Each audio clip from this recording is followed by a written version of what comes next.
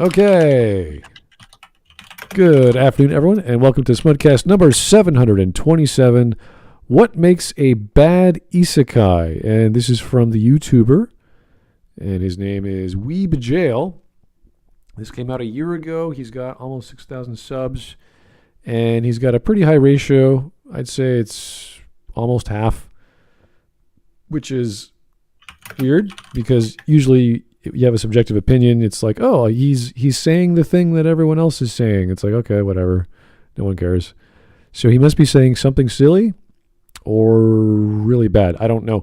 This is a 30-minute at least long video. We're not going to get through all that because we doubt we're going to get anything out of this. Trying to give a judgment call of value to a genre of media is silly. It's like saying, well, the box your thing came in wasn't very box-like or wasn't a very good box. And it's like, I don't care. I don't need a box. That gets me into the theater. That gets me into the chair to watch the thing. Once I watch the thing, I will determine whether it's worth my time. And that takes about 5-10 minutes.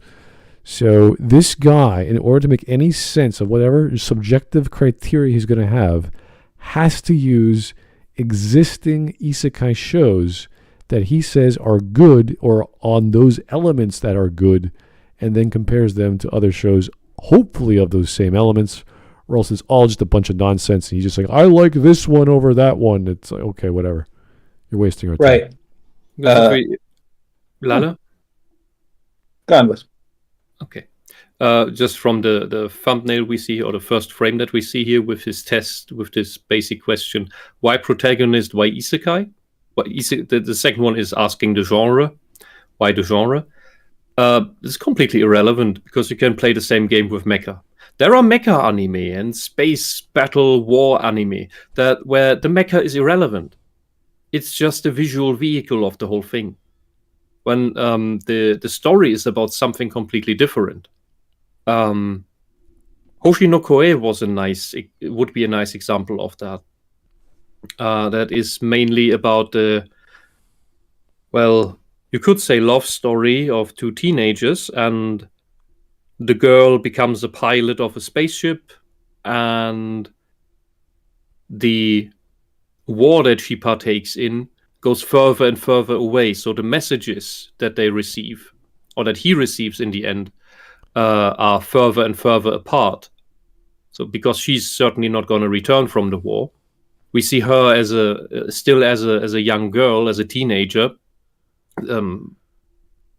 piloting the spaceship with her mind, while he has already lived his life on Earth. It's a play on the Forever War story, but the whole war thing is just the carrier for it. It's not about the war. It's about this story, this friendship or love story through time.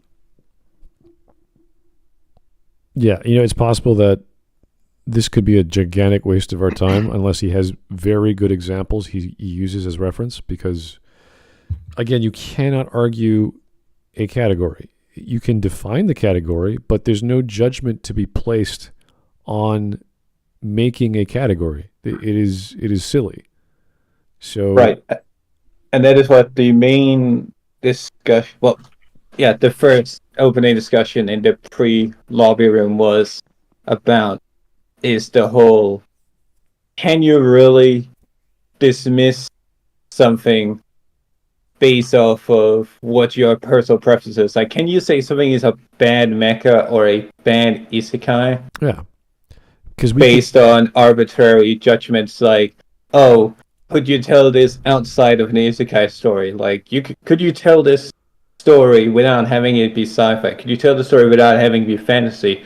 The answer is probably. Oh, yeah. And the thing with isekai is the basic requirement is you could have one page of the first part of your manga where someone dies and comes back to life in another place, and that's it. And you're like, technically, that is an isekai.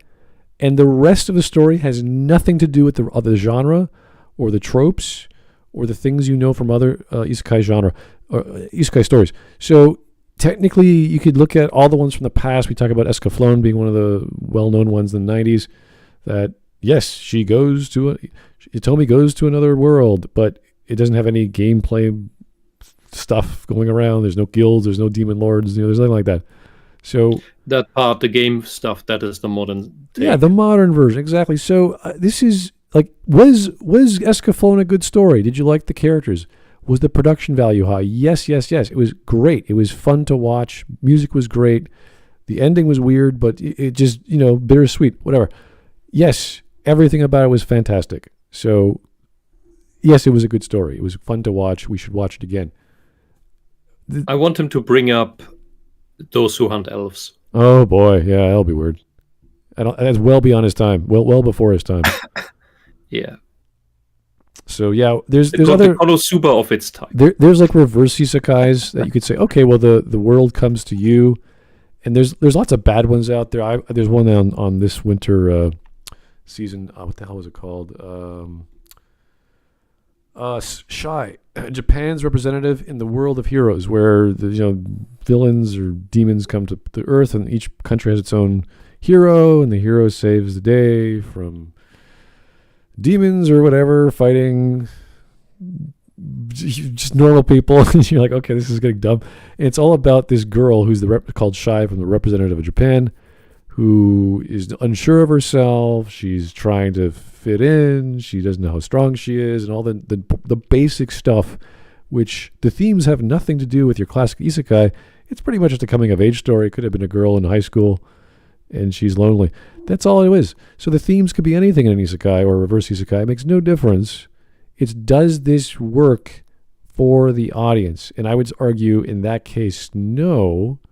But there's enough elements of drama in Japanese anime, like a girl crying, relying on her friends and her friendships, and seeking advice from friends, and all the basic drama that you would get in any soap opera. It just happens to be, she happens to be a superpowered hero. So we've seen it dozens of times before, of course. But I'm just saying there's lots of stories which are lame, not because they're poorly told. There's nothing new about them. There's nothing that you haven't seen before, unfortunately. Nothing that sparks the imagination. Right. Tyler Preston says that Shy is the Japanese version of Captain Marvel.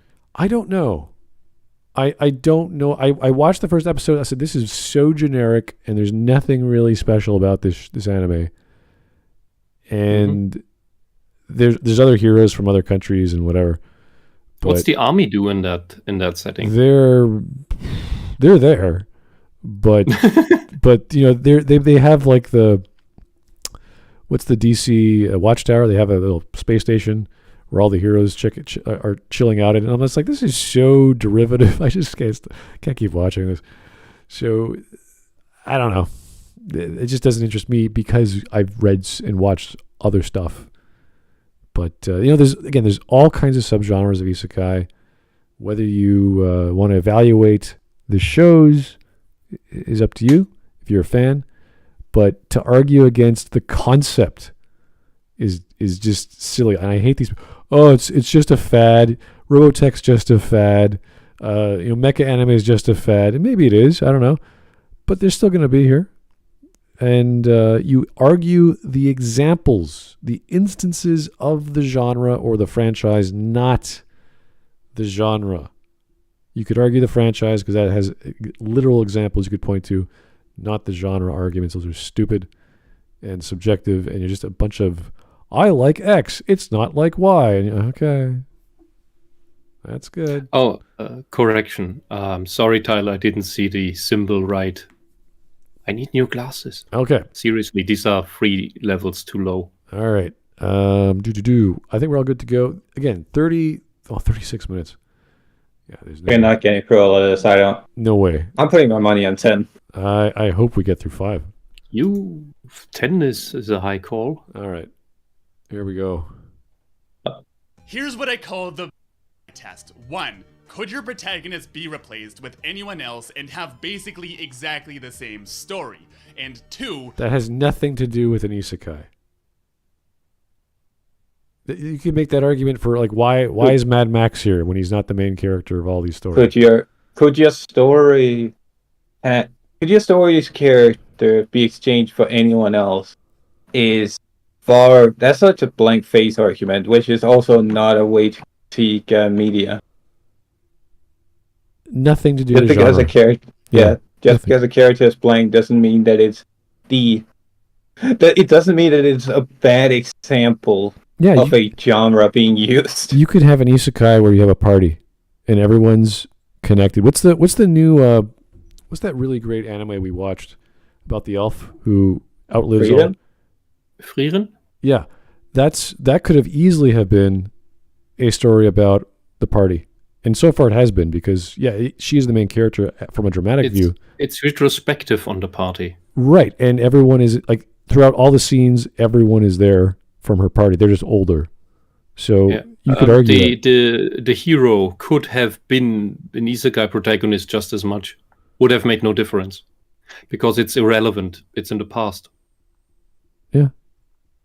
So we can make a lot of definitions here of ensemble casts or ensemble stories where you have multiple characters with multiple storylines interconnected. So that is not a good setup for why an isekai is good or bad. Be basically the same if the isekai element was removed. That's retarded. If you say if the isekai element was removed, so which is the character that gets sent to the new world, then boom, you're in that world. The previous world is largely irrelevant. So yes, you could say, if we don't know if the person came from that other world, like what's the one that everyone hates because he was a pervert as a baby and he doesn't care about slavery. What was the one? It's very Mushoku Tensei. Mushoku Tensei, thank you. It's not hated by everyone. Well, idiots, I'm just saying. If he did not come from another world, it would be less interesting. He'd have less depth. Then he would just be a very gifted child. Are you calling me an idiot because I don't like Mushoku Tensei? Sure. Yes, he does. Sure, why not? I don't care. The people who hate Mushoku Tensei because of the slavery issue and the pervert issues, it's like, this is so stupid. That's like the least issues. Right. But that's why they argue for it being bad. I'm like, this is stupid. I can empathize with the pervert issue. I cannot empathize with the slavery issue because that makes absolutely no sense in that world.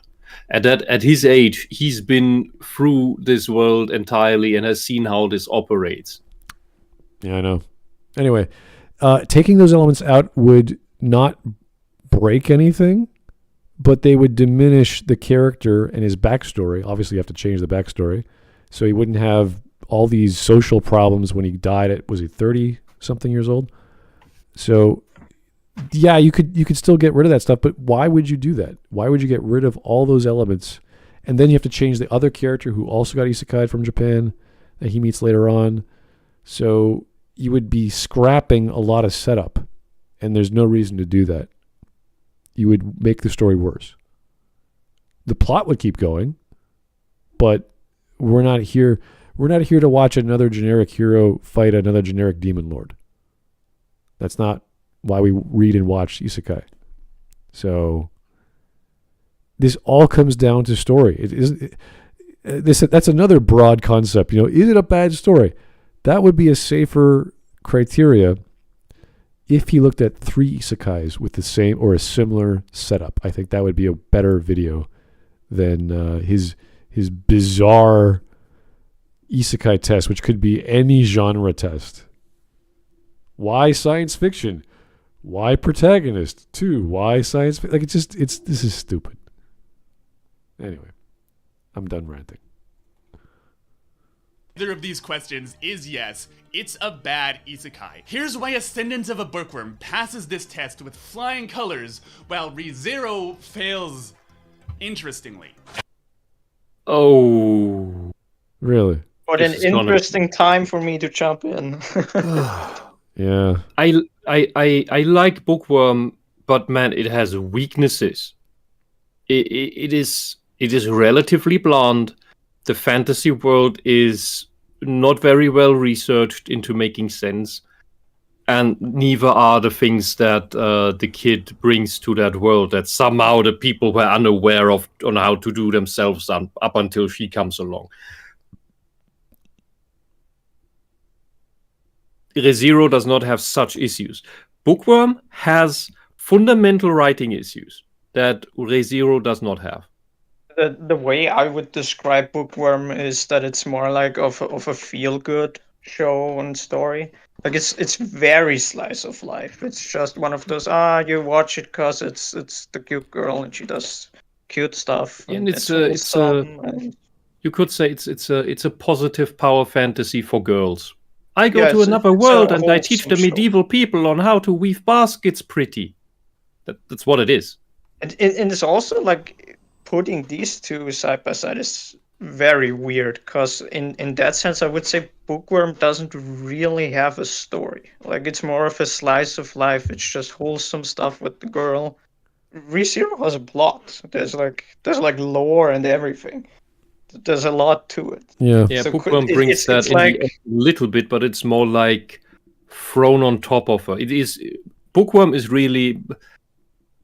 So keep in mind, I like Bookworm, but it is a very indulgent girl fantasy in every which way. Yeah, it's kind of funny because you could take one genre like Isekai where you go from one world to another, but in the original world you had like a book that you know everything's going to happen, and then you get transported to that book, and there's lots of stories like that. Now that's essentially just a regression story where you're starting at one place in time and you go back in time to that place. So yeah, it doesn't have to be an isekai, but the concept... That's Otome game.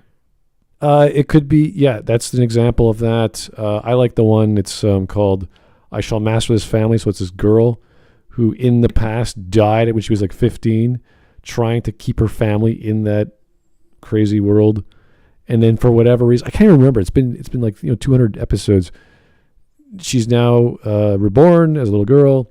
She knows everything's going to happen. She's super smart because she knows the future, but she's also a person trying to save everyone, and it's just a story of a girl, and it's a regression story, so you might not like it because it's just about a girl and her family and her crazy family that wants everything. They're greedy and she's trying to be nice and she knows what's going to happen. So yes, it's kind of a feminine power fantasy because it's all just social stuff, but it's entertaining. It's captivating. What's she going to do? Is she going to invent a new product? Is she going to discover who's cheating on whomever? And so there's all these dramatic and, I guess, feminine issues or familial issues that average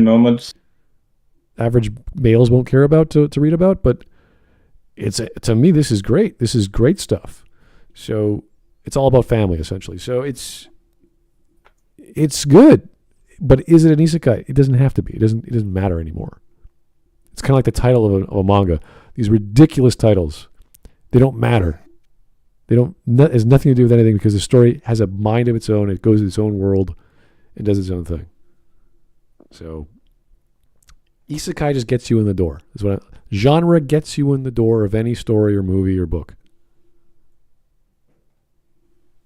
ReZero, but I think it's more productive to shit on something people actually like rather than an easy target like Sword Art Online. And this is gonna sound really stupid until you watch the whole video, but I think ReZero is both very terrible and really, really well written. Shut the hell up, you moron. What the hell does that mean? What is it? Okay, he certainly piqued my interest. He's got me a hook, line, and sinker now. I want to hear what he has to say for himself in this courtroom. Does he know that he's on a trial for execution? Does he know that what he's trying to say is that a good story can have flaws? Like, what do you mean it's very good and very bad? Like, yeah. What?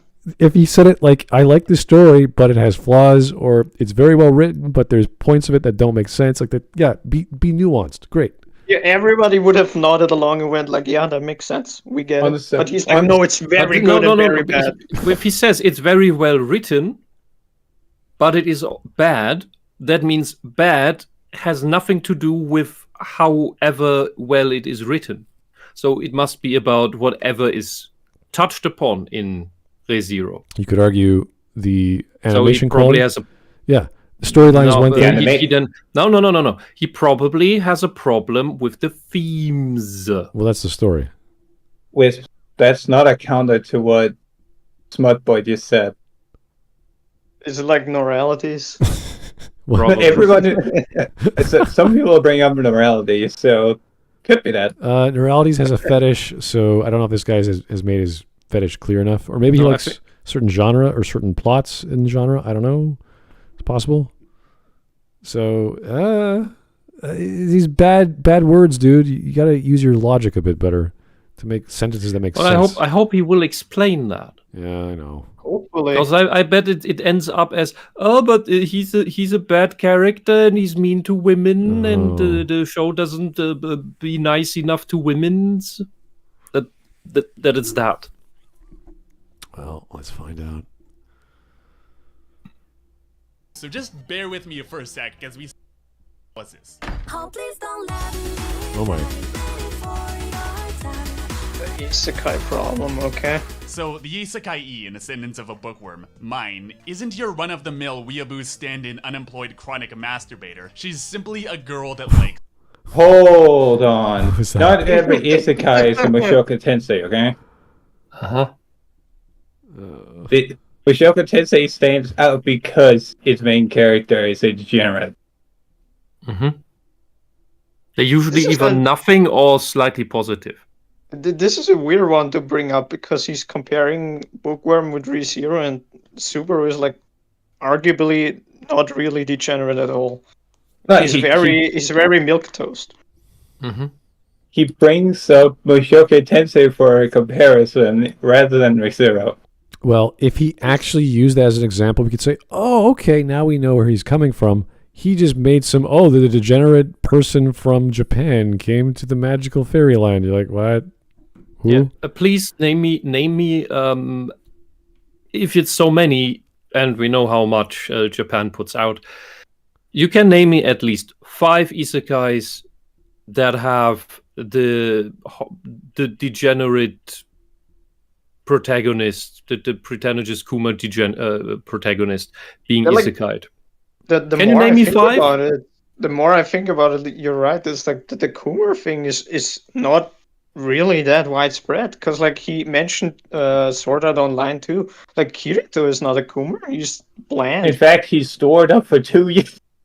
Yes, it's like most not healthy. isekai protagonists are known for being bland, not for being Coomers. Mhm. So But this is a they weird dare point. think lewd thoughts about girls. They think that's equivalent for these people. I mean, I guess. maybe, but that's not what he said. I know. All right. So let's hear what he has to say for himself. Books. We know exactly 2 things about her. That she loves books, and that, before dying, she prayed to God to be reborn in a world filled with books. And the first thing we learn about this world is there are no books. Oh, better luck next time, weeb. The reason this works is because literally everything we know about Mine is relevant to her isekaiing because it A, sets up a problem for her to solve, and B, So does every isekai.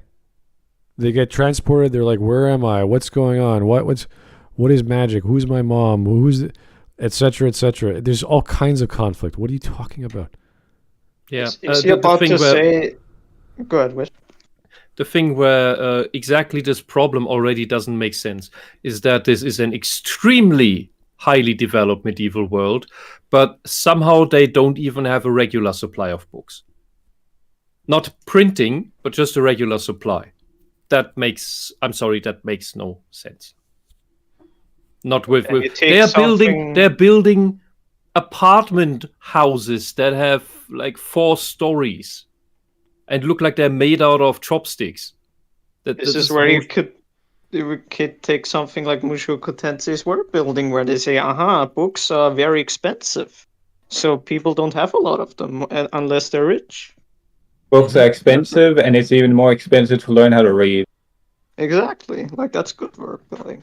So is he about to say that ReZero doesn't have a reason for why Subaru is isekai? Is that what the comparison he's about to make? Because that's the thing says why isekai. Like he says the bookworm thing in a positive light, so I assume the comparison is Subaru is is not good isekai, I guess. Yeah, we could Yeah, argue this- that this person could have been taken away right before she was about to die. They brought her to her hospital. She recovered, and now there's no books. And she can't. She's like, what happened? Oh, it's been 20 years, and we had a war, and all the libraries are digital, but you can't read. What? And all the batteries have run out. And it's like the Matrix. You can't. There's no material. Everyone just downloads shit, but she can't because she doesn't have an implant. So it's like, all right, what do I do? Yeah, but the further problem of Bookworm is people in medieval times, even without books, knew how to write and read their own language. They wrote on other things.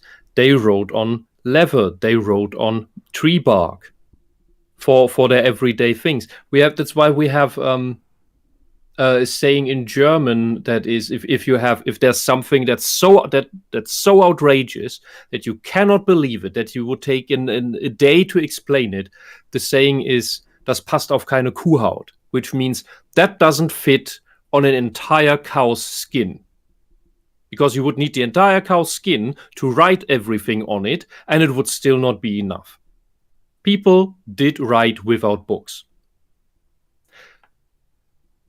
And Bookworm completely overlooked that part. That is one of the fundamental problems of the writing in that anime. I really like the idea of it, but man, do I have to suspend my disbelief watching it. It's a good isekai with bad writing. Yeah, Or rather with writing issues. It's like I said, it's very intended to be like just a feel-good, wholesome thing, Yeah. and it's not really supposed to make a lot of sense. Yeah. And it So doesn't make a lot of sense. that's why I say he has it the wrong way around. Imagine in this world that the only writing that ever came about is specifically through books. That'd just be hundreds if not thousands of years of history and knowledge that just be disappearing. Look how much wood they have. You could write on the bloody wood, which is also something people do. They carve their text if it's important enough. The Japanese books are just little long pieces of wood knotted together so that you can roll them up into a scroll. Basically, you roll them out, and then you have these pieces of wood that have the characters written on them, top down, which fits the language very well. You have a book, but it's not made out of paper. All of these things have been there, and since she's been Japanese, she should have known. Too many plot holes. Yeah, this is not. Also, this is worth noting. This is not a Life of Bookworm or whatever critique video, but it's worth noting that this is where we're working from. Yeah, if he didn't say Bookworm was well written, was a good isekai, and complaints about other isekai that is objectively better, different genre, different story aside, if he didn't make this claim, I wouldn't bring up all this stuff. I like talking about Bookworm, but it's completely broken. I want it to not be broken. It's my little ruby. Brain rot. Literally. All right, let's keep going. Or around solving this problem. Compare this to Subaru, who is just carrying cup noodles, like... amazing. Just amazingly relatable. Amusing, sure. Yeah? We're literally not given a reason to... Don't you carry your groceries home? We a couple Smudcasts ago, we had a guy who's taking his soy latte for a walk through town. He could have been isekai at any moment. So he did make the point that I thought he was going to make. He says that Subaru doesn't have a reason to be in an isekai, which is not true. The whole point Have you is seen the story? look random stuff. What? This is how far into the video are we? A minute and 46 seconds out of a 36-minute video, and already he's being disingenuous with his argumentation. Yeah, Yeah, like why did he even mention the noodles? Because like he just had them in his hand. That's why he got isekai with them. Is it because It's because Subaru doesn't advertise his character on his forehead that you don't like him. Well, it's more like the story is a slow burn. Like it doesn't immediately tell you what's happening. Like the entire point of the beginning of the story is that it's a mystery that's only solved at the very end. Like the author even said it. Like the reason why the isekai just happens in a weird way is because it's supposed to be like that. It's Well, that's an not his argument. unanswered question. Ken, that's not his argument. His argument is whether he's relatable. Making the argument that he had a couple noodles in his hand when he was teleported. Well, I guess people don't go shopping. I guess it's not relatable. Yeah, like You get him looking everything at with an Uber driver, I guess. him looking at Subaru Japanese. is a blunt guy with a very small life that is relatable for a lot of people. This guy you could say this guy can feel lucky that he hasn't such a small life as Subaru. Well, Well, he did Probably one of the most relatable. he did the thing in where the he's going to compare the thing he likes to the thing he doesn't like, and it happens to be the reason why the bookworm character did what she did, or why she wanted to be reborn, and then he somehow compared that to Subaru is holding his groceries. As Yes, a it's bad not thing. even equivalent. Zero, Like he says, in- "Oh, this character is good because the character likes books and they really like to read." And then he's like, "Oh, this character is bad because they bought something in a store?" Question. Like, what even is this argument? Again, I will honestly, and maybe he's caught up in the very thing that makes me like Bookworm, which is exactly that. The main character is a bookworm. The story is about books, making books, getting books. I love books, so I have a reason. I have a hook in to stay with a show I see as massively flawed, and he might mistake that preemptive character advertisement as that character has a character and Subaru doesn't have a character because his character isn't advertised. Because Bookworm's character is advertised through her interests. That's not yet really character. That's interests. But like the guy we covered Saturday, the thing I missed to mention is that guy too mistook abilities and interests like hobbies for character. But character is something independent of those things. Those are just those things like abilities and such. That's stuff you put on a character sheet for your role-playing game. But I can tell you, most players don't fill out the actual part that makes the character a character, which is dispositions, which is emotional vulnerabilities, flaws in that sense, flaws and virtues and vices. All right. He mistakes abilities and interests for that same thing. Well, the false equivalence is already obvious, but now he's just digging himself deeper. So I'd say give it another 4 minutes before we just brain rot. But okay, keep going. Part of the story. Don't get me wrong, I don't think this is a bad setup. In fact, I think the first 2 episodes are easily the strongest part of ReZero. But why Subaru? What? Why is he there? I'm not saying we Sounds need like a contradiction. This is so dumb. Why is he there? It happened. It's the problem. That's the conflict. He's there. We're following him. He's the protagonist. That's how it works, buddy. That's how stories is. operate. Why is he here? Well, if you watch the series, it is often there's a character, this very important character, very early on, that explains to him and the audience why he is here. Are you greed? I think he's the type of person who needs the entire story pointed out on the first page. No, he's just an Everything idiot. that it's about, like everything spoiled. No, he's just an idiot. Like someone who plays a video game but refuses to play it without a walkthrough next to him. No, he's just an idiot. He's so dumb. That's the same thing. Okay, but he likes the one thing more than the other thing, and he knows why he likes it, and then he's just going to poke fun at the other thing that's bad because it's not the same. It's not the thing I like. Oh, what? This story's great. This story doesn't have the great thing, therefore it's bad. That's all this is. Also, he said that the first 2 episodes are the best in all of ReZero. Like, that's weird. Like, you're not gonna say episode 14. You're not gonna say episode 18. Oh, You're not gonna say season 2, episode 8. You're gonna say the first 2 in season 1 are the best of the entire story. That's weird. Like, what would he like about this? He just complained that nothing is explained to him. How is it the best 2 episodes? The explanations are after these 2. Yeah, because in those first 2 episodes, everything is random, mythical, and incomprehensible. Yes. Because I'm in a new world, bam, things happen. Oh, I die again. It's like they're setting up the whole concept of ReZero, with him being lost and confused and murderously killed, and then coming back and going, "Oh my God, that was horrific." It's almost like this is a story with 12 arcs, and the anime is only up to the 4th one. And I can see that. My bad.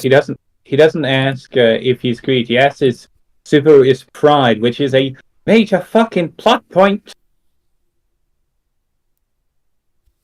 I'm a little concerned with this guy and how he logically, like, this feels like he's a child and he doesn't know the difference between an apple and a pear, and he's going, well, the apple's red and pears they're not red, therefore they're bad. They're just not red. I don't like them and they should be red. But there red. are green apples. That's why he's with the arguments he made so far, I always want him to give a plot summary or something, just so I know that he actually understood what happened. I think he's going off the you totally know what I'm talking about and what I mean angle. Here's my audience who knows everything I know, yeah. Teenager problem. But look. He's maybe 16, 17. His brain still has about a decade to grow. He needs friends. He needs to go for a jog, crash into a tree, have someone help him up, say, "Hey, officer, thank you." Yeah.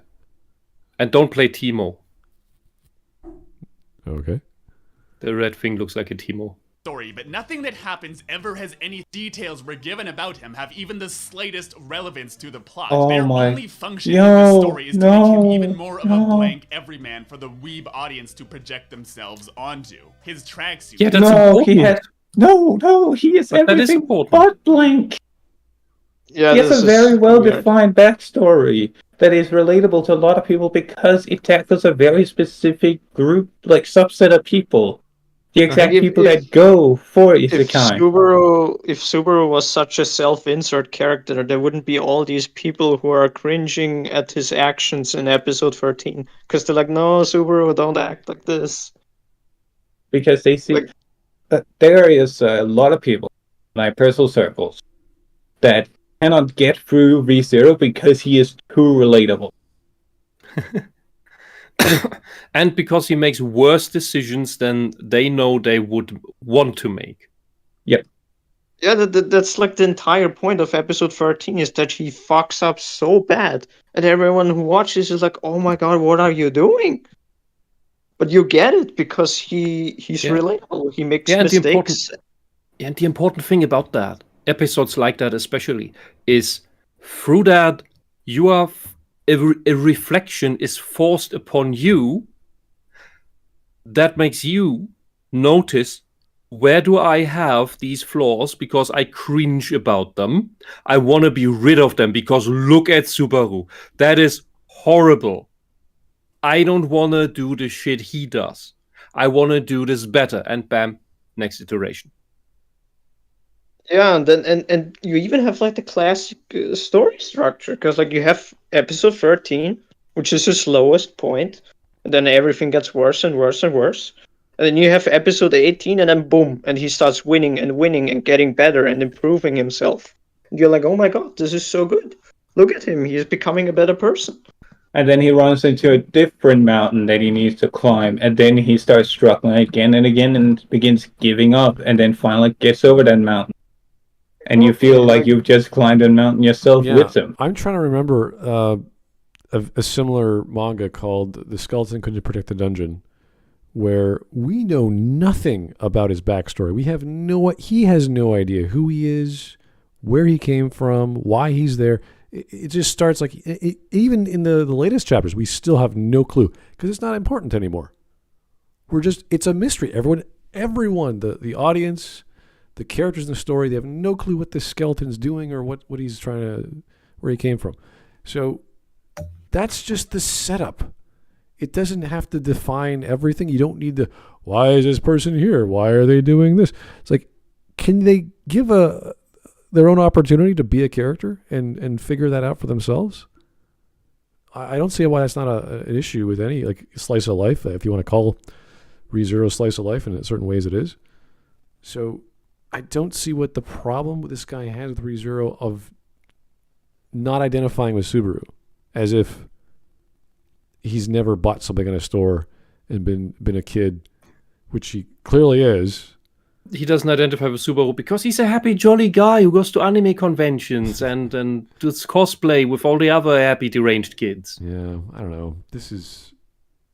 I feel like we're dealing with a child, and I'm like, oh God, come on, son, just read some more books. You'll be fine. Anyway. And in the chat, Comrade Steel, yes, you are correct. That is in Bookworm, but it is so little. It is underplayed in order to make the plot work. I like the comment above that one. It's amazing how many people make these videos and don't understand how words work or what they mean. Well, that's because school fails them. We were not going to say that, he fails at media literacy, or he hasn't read the manga or watched the anime we have. He clearly likes one thing and he dislikes other things. On the only logical deduction I can make is that it's not the thing he likes. There's no other reason. And this is why I said I need like some sort of summary from him or something, because when you start making these weird arguments, I'm wondering how you even watched the story or what you understood of it. Hey, look, 100 years ago, at his education level, at his age of education, he would be speaking fluent Latin, fluent Greek, and he would have read all the classics. And now people don't know what words mean. All right. We can't be too hard on the kids. We can't be too hard on the kids, okay? So he would have translated the Epic of Gilgamesh by himself. Right. You're giving him a lot of credit here with at best he'd probably be a hard laborer. Oh, well, anyway, he has two animes, one he likes, one he doesn't, and that's good that he's introduced examples so we could work with that. Let's see if he introduces a third one so we could see his further hatred of anime. Noodles. Even his most significant connection to the real world, his cell phone, are completely forgotten about after the first few episodes, only being used for a few cheap gags and then completely ignored. We'll come back to how this... Well, for how long do you think the battery lasts? Also, this isn't even true that it's like insignificant or ignored. It's a major plot point, isn't it? Fucking... Yeah, he uses the phone because like he remembered the time that it said so that he can find out when the white whale appears. Because his phone showed him what time it was. So he's like, I know when the whale appears, and he uses the phone so he knows when it's gonna appear. And the ringtone tells you an entire layer of this character's life because it references a very, very fucked up movie for a child to watch. Oh, what was it? Also has Dog of Flanders.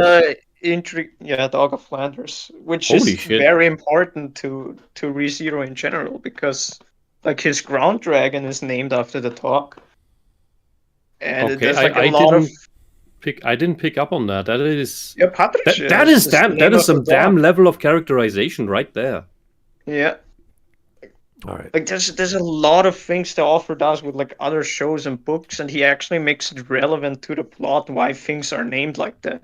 Because like you have Puck, and Puck is as some people may not know is a Shakespeare character. Yeah. And then you remember that Puck comes from another certain character who has referenced knowledge from real books that exist, and then the plot suddenly thickens. Like it's very interesting how the author does this.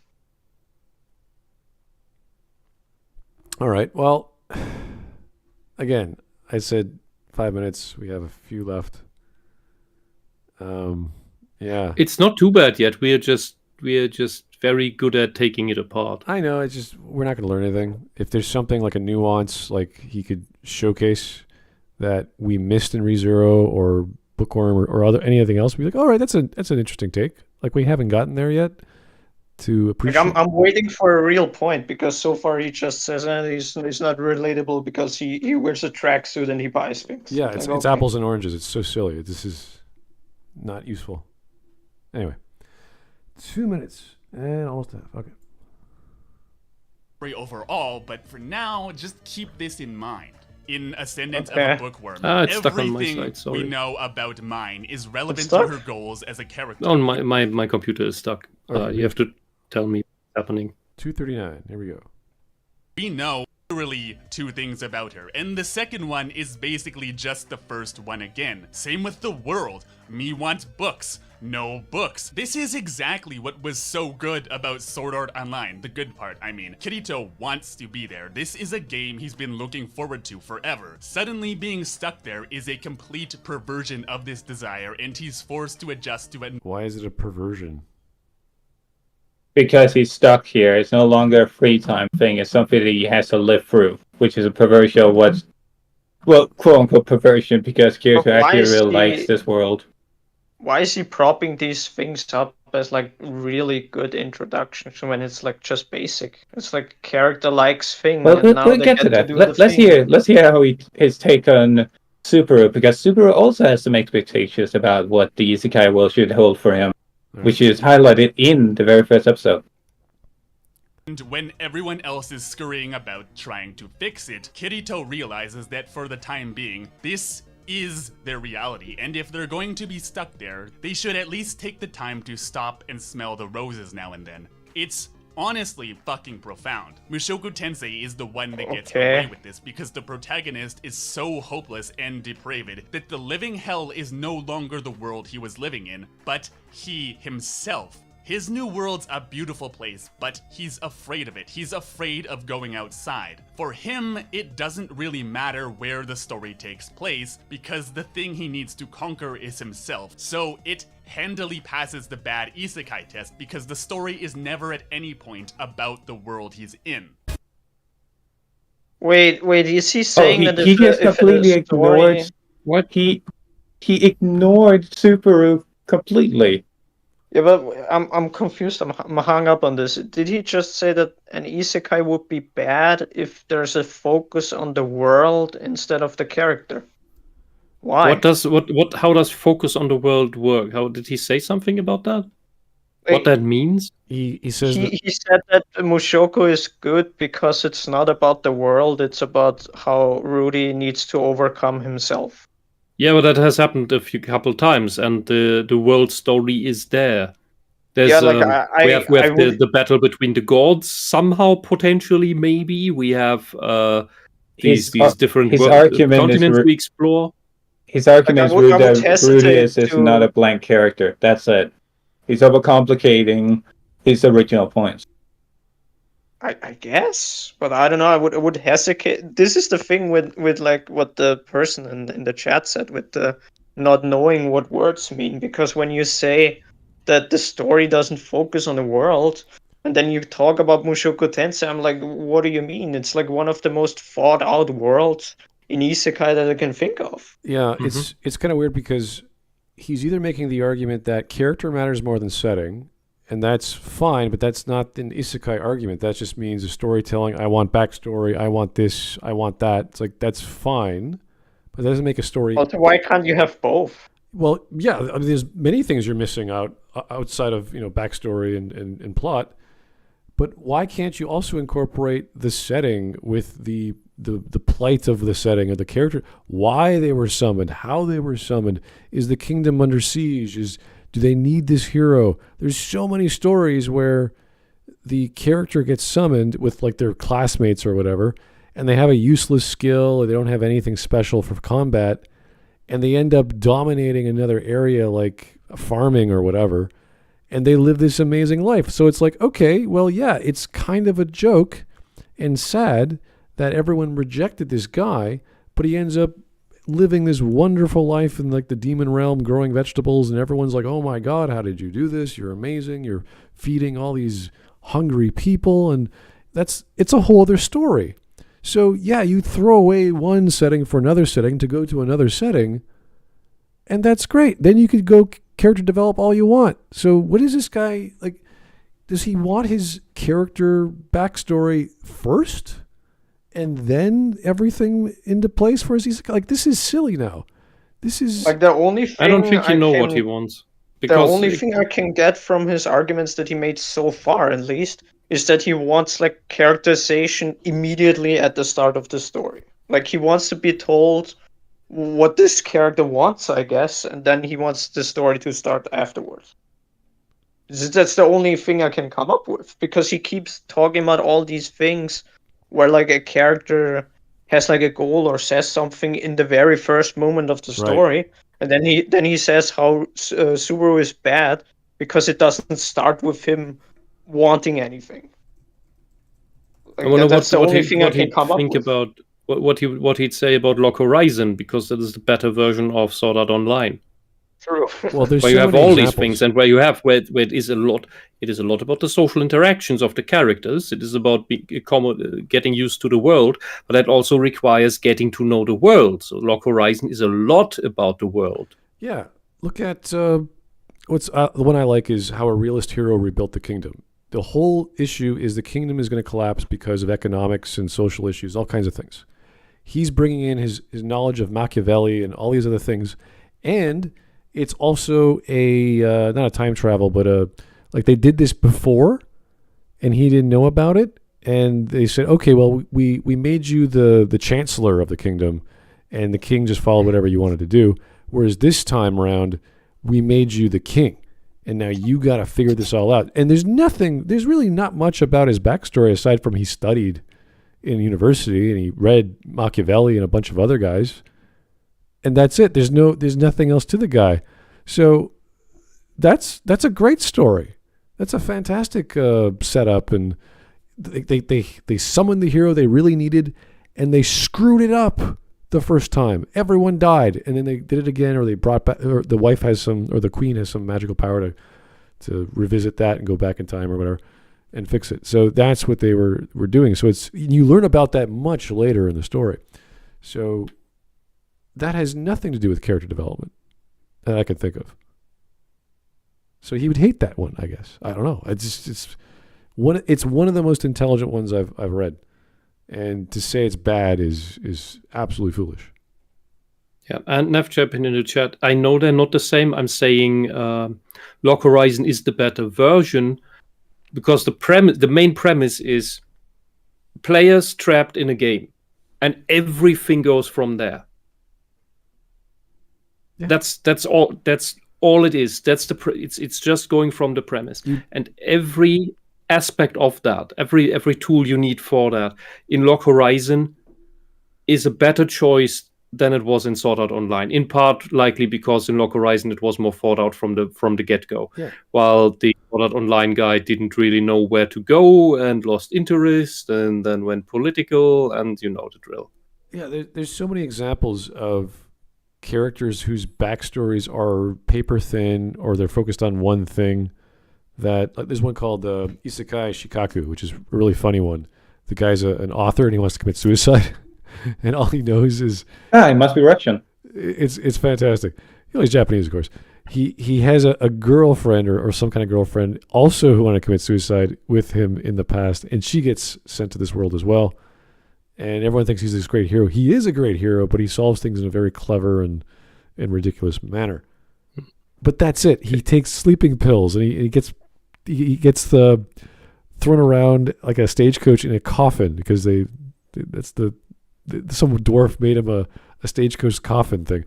It's so silly, but it's brilliant and it's very well done. And they set up all the jokes and there's all the drama, all the tropes are there, all the characters do all the work, and he just sort of like has great insight because he's a writer, so he understands people, and he has no fighting skills whatsoever. Yeah. You see, this is why I love being part of the Smudcast, because you get to see and hear about the panel's media literacy and how rich it is and all the trash they watch. Yeah. Should I bring up Ruby, Lala? No, we're good. I think we're good. Listen here, I'm pulling on the fucking gun if you bring up one goddamn more time. We are good to go. Let's keep going. I just have one more clarification Sure. for Nev Champion. Yes, there is no promise about getting out of the game in Log Horizon. That doesn't need to be. That's not a part of the things that are in parallel. And I would have to give major spoilers in order to answer that. And Tyler Preston said he might have interest in Log Horizon, and I recommend you watch it. It has 1 week season. It's like a filler thing, but overall, it's one of the best MMO adaptation isekai things I have seen so far. All right. And a gun without a bayonet just to fuck with you. All right. Anyway, we're almost at the 4-minute mark. I'm gonna go for another 2 minutes just to be safe, and call it an evening where we sunk our teeth into something. He did list a bunch of anime, so at least he knows what he's talking about, which is nice. About those, at least.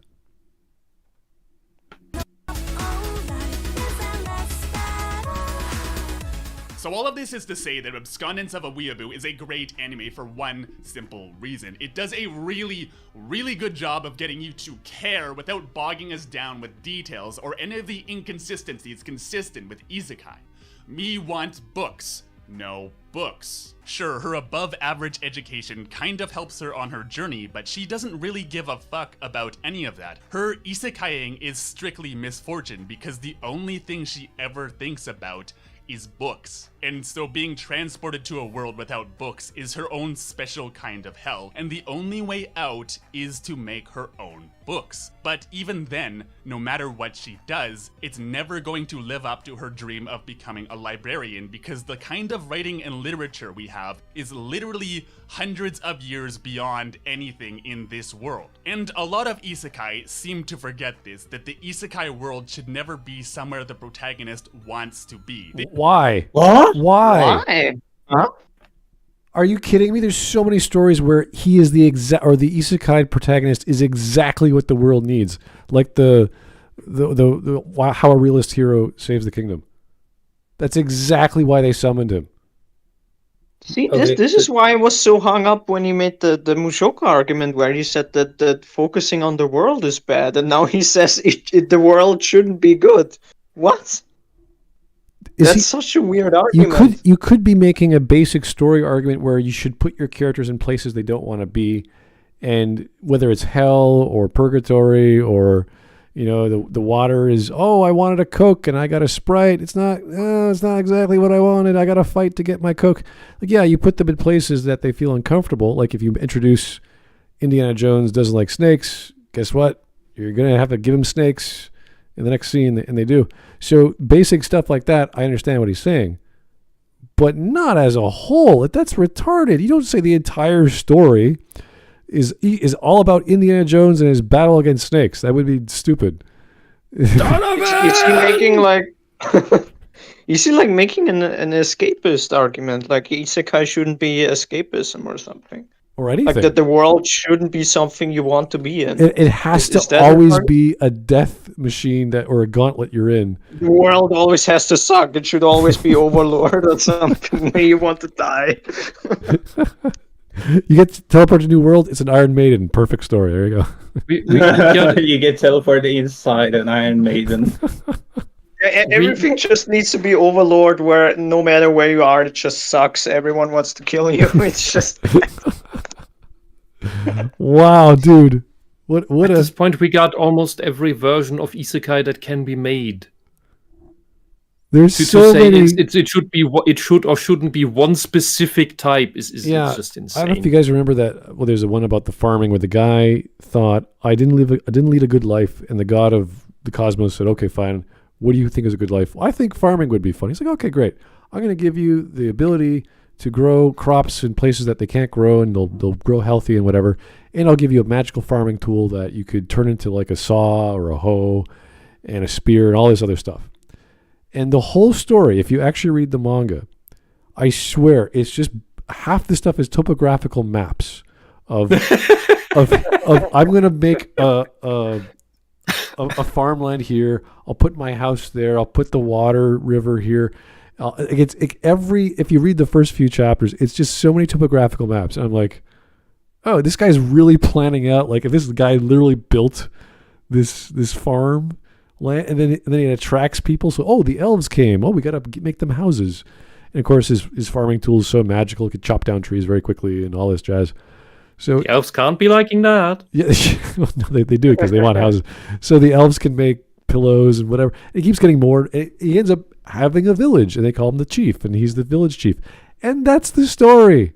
He just makes crops, and all the women love him because he makes wine, and they love wine, and he has food he has dishes from Japan that they never heard of, and he invents mayonnaise, all this jazz. And he has babies, and it's so funny. He just he beds every other chapter. He's bedding all these women, and it's just a footnote. It's just like what is happening? it's so, chest farmer. Yeah, it's so like who cares? I'm a farmer. I don't give a shit about bedding women. I want to make more farmland. And here's this. I got to build a bridge now. And here's a topographical map where I draw the bridge, and it just keeps going on. And he ends up defeating dragons with his spear, and the gods are like, why did you give him the spear? It's like, hey, he needed a spear. I didn't have anything else. I gave him the magical spear. It's like, it's so powerful. You fighting all these dragons. So all the dragons join him, and they like wine. And it just keeps going. And it just keeps going on. And that's the whole story. Does he bed the dragons? Yes. Well, I don't know. They technically want to marry one of the daughters off to him, but I don't know if that happens. I can't remember. That's so funny. Like, I actually want to read this now. This sounds amazing. What's it called? Farming Giga Chat that just kills the dragons. Yeah, and then they want to live. They turned it into an anime last season, so oh my god! You can watch the first 10 episodes or whatever. It's the manga. What is it called? I'll find it for you. I can't remember, but it's so starts off so it's like a 3-page manga, and then it gets to and then it gets popular. Obviously, it became an anime, so it became popular. But then it gets to 25 pages, whatever. So it starts off very basic, like some guy just likes drawing maps and made a manga out of it, and then it just kept going. And, I'm a farmer. I irrigate ground to turn rivers so I can get water. And the vampire came. The angels came. The dragons came. The elves came. The dwarves came. All these people in my village. What's going on? He's like, go away. I just want to make freaking. Are you sure you didn't just we spent so much time, 20 years of progress, and we are back to Shrek. The species reviewer. I would have run, instead of killing dragons, I would have run with a plot of there's a demon king that's threatening the world. There is demon king. Okay, but the farmer Isekai hero. He beats the demon king by supplying the king's army with food, and it's so good food that it gives a morale bonus. And he beats him in logistics from food supply. It's amazing. It's amazing. He actually ends up hooking up with the humans, and they sell his goods to some town, and they have a diplomatic thing going. But there's also this demon spider living in this tree.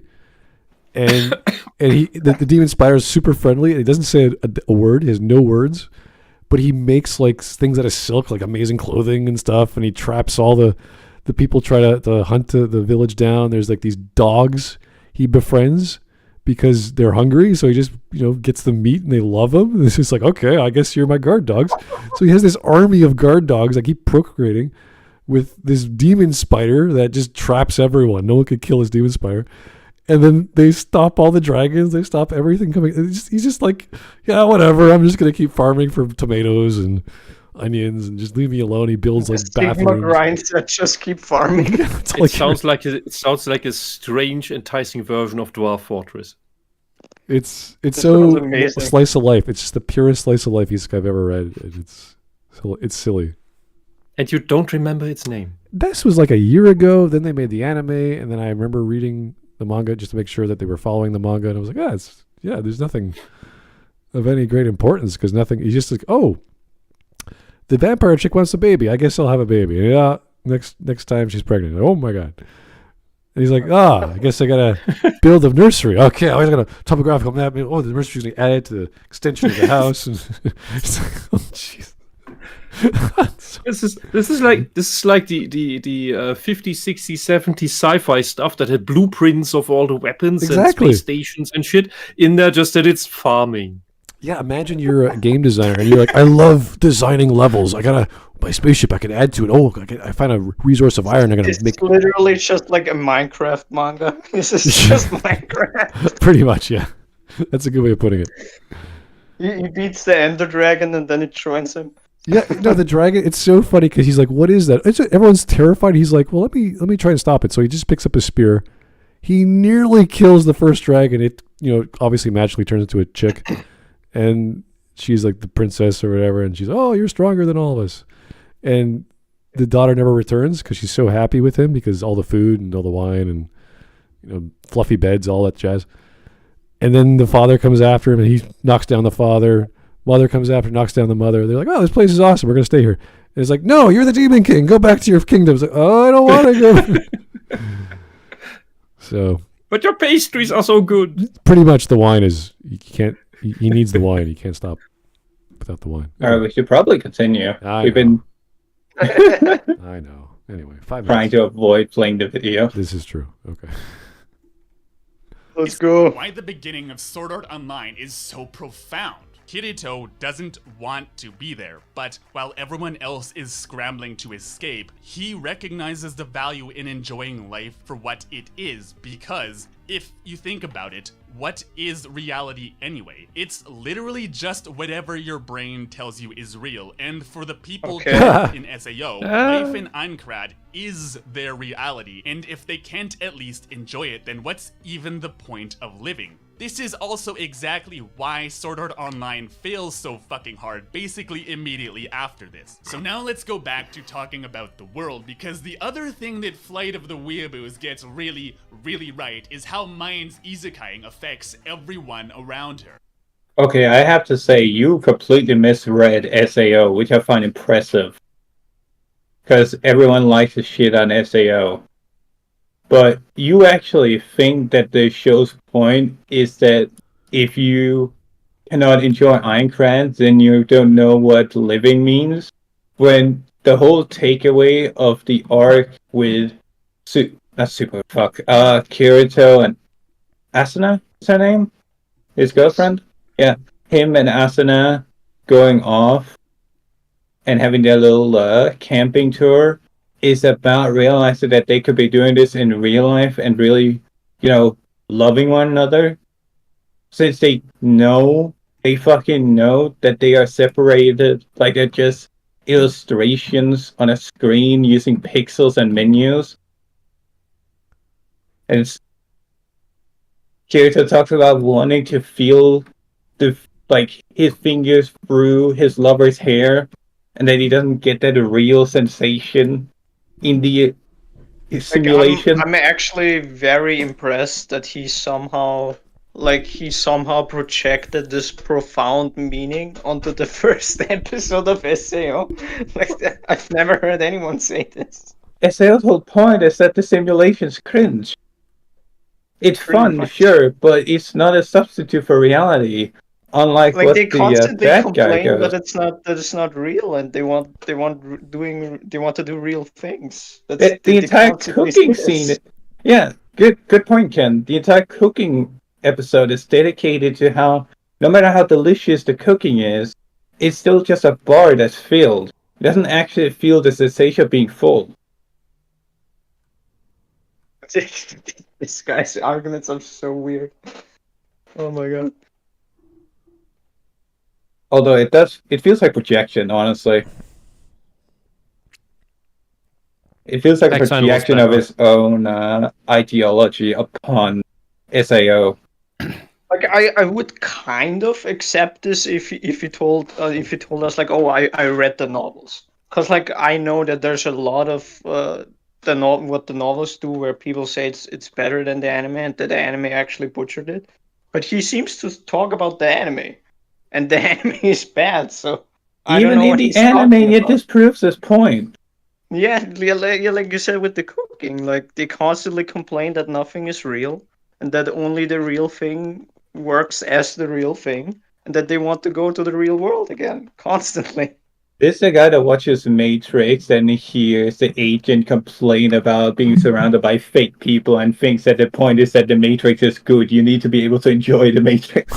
Yeah, he would say you should stay in the Matrix because the Matrix sucks and it shouldn't be good or something. Yeah, the Matrix at least has tasty food.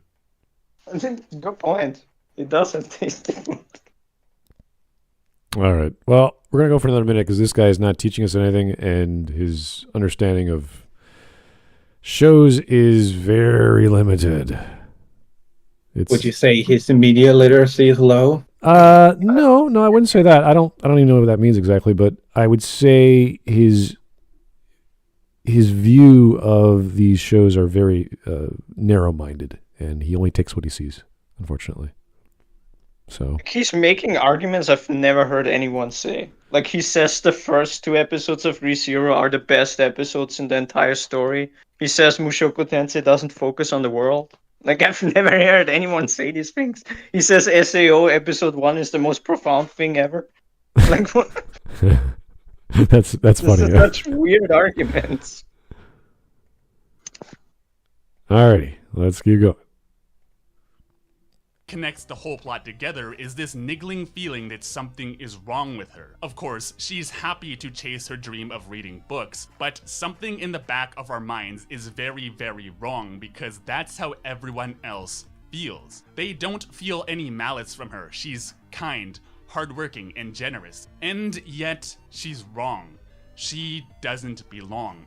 But because no one knows why, and especially because she's so good and so kind, no one's able to consider this beyond a faint suspicion. Ryutsu figures it out, but he can't bring himself to hate her because whoever this girl is, she's still his friend. Don't get me wrong, this anime isn't for everyone. I mean, the idea is that her not belonging is a niggling idea shoved to the back of everyone's minds, and just waiting to emerge into an actual problem. They do consider it eventually, but it's very late on. The way they got over the baby face here is that the actual girl in this world died of illness and her soul attached to the body. That's how she retained all the memories, and they could skip the baby face that is so odd in Mushoku Tensei. Fucking necromorph. Yeah. Is kinda. maybe a bit of an understatement, but it's the good kind of slow, a gradual burn as this mystery unfolds. Like What will ReZero? everyone do once they're confronted He's about to with say the that ReZero is a unavoidable, bad slow. unimaginable truth about who mine really is. Like And ReZero? I'm not gonna say she's a perfect Look at this! Look at these buildings. These bland, horrible, ugly things that somehow stand. What? 1, 2, 3. These 4, 5, 6. Bauhaus-looking buildings. 6 stories, and they're complete squares. They're complete rectangles, and they can build this, but haven't invented paper. Haven't invented the press. That's like deranged. How do trees work? I don't know. You chop them up and you make walls. I don't know. Yeah, but if you have that much wood to build these flimsy, really flimsy houses that can't be insulated very well, and medieval houses have surprisingly good insulation because they build the walls pretty thick.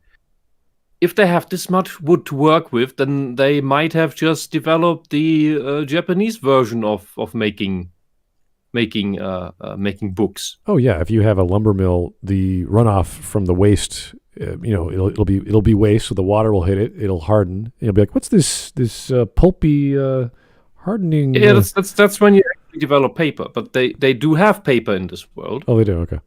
They just don't have a printing press. What she needs is to invent the printing press. Cool. Because books, there are books in this world. They're just super duper mega rare. Alrighty. Almost at 7 minutes. He did say some intelligent things. I mean, words were spoken and they followed a logical English sentence, so that's good. We can keep going. I don't mind. Maybe he's going to turn it Maybe around. we could get to the 10-minute mark. You All might say something. There we go. I mean, he's just getting warmed I up. think she's a little cringy. Yeah, the way she he's does getting the warmed shitty up for shit the with brain little rot. internal dance. But here's the thing: even though she's kind of cringy, I still cared about everything that happened to her. Whereas in most anime, not just ReZero, there's like a lot How do you of define fucking cringe? meaningless bullshit packed in there for fan service and whatnot. Whereas all You're not gonna talk about bad fan service and show this scene from '86, which actually serves a purpose. You cannot do this. I will not let this slip. This guy just brought up the fucking '86 scene where there's like almost no fan service. It just shows the characters having fun when they're not at war, and he says it's bad anime fan service. That He is doesn't like slimy. tits. And even the beach episode in Goblin Slayer had reason to be there.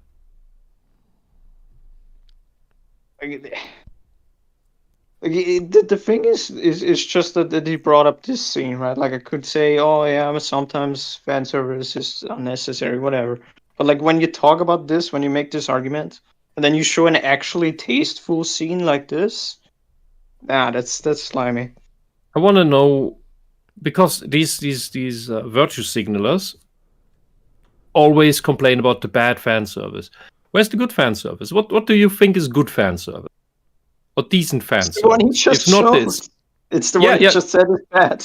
Yeah, you know that, but what are people like him thinking would be decent fan service? Because all I hear is That fan the good service bad. question. Which also is, as you said, this is characterization. It's a characterization moment. In Avatar The Last Airbender, the beach episode was all characterization. True. Well, this, Remember when Azula was encouraged to try and get it off with that guy, and she just starts talking about her enjoyment of torturing people?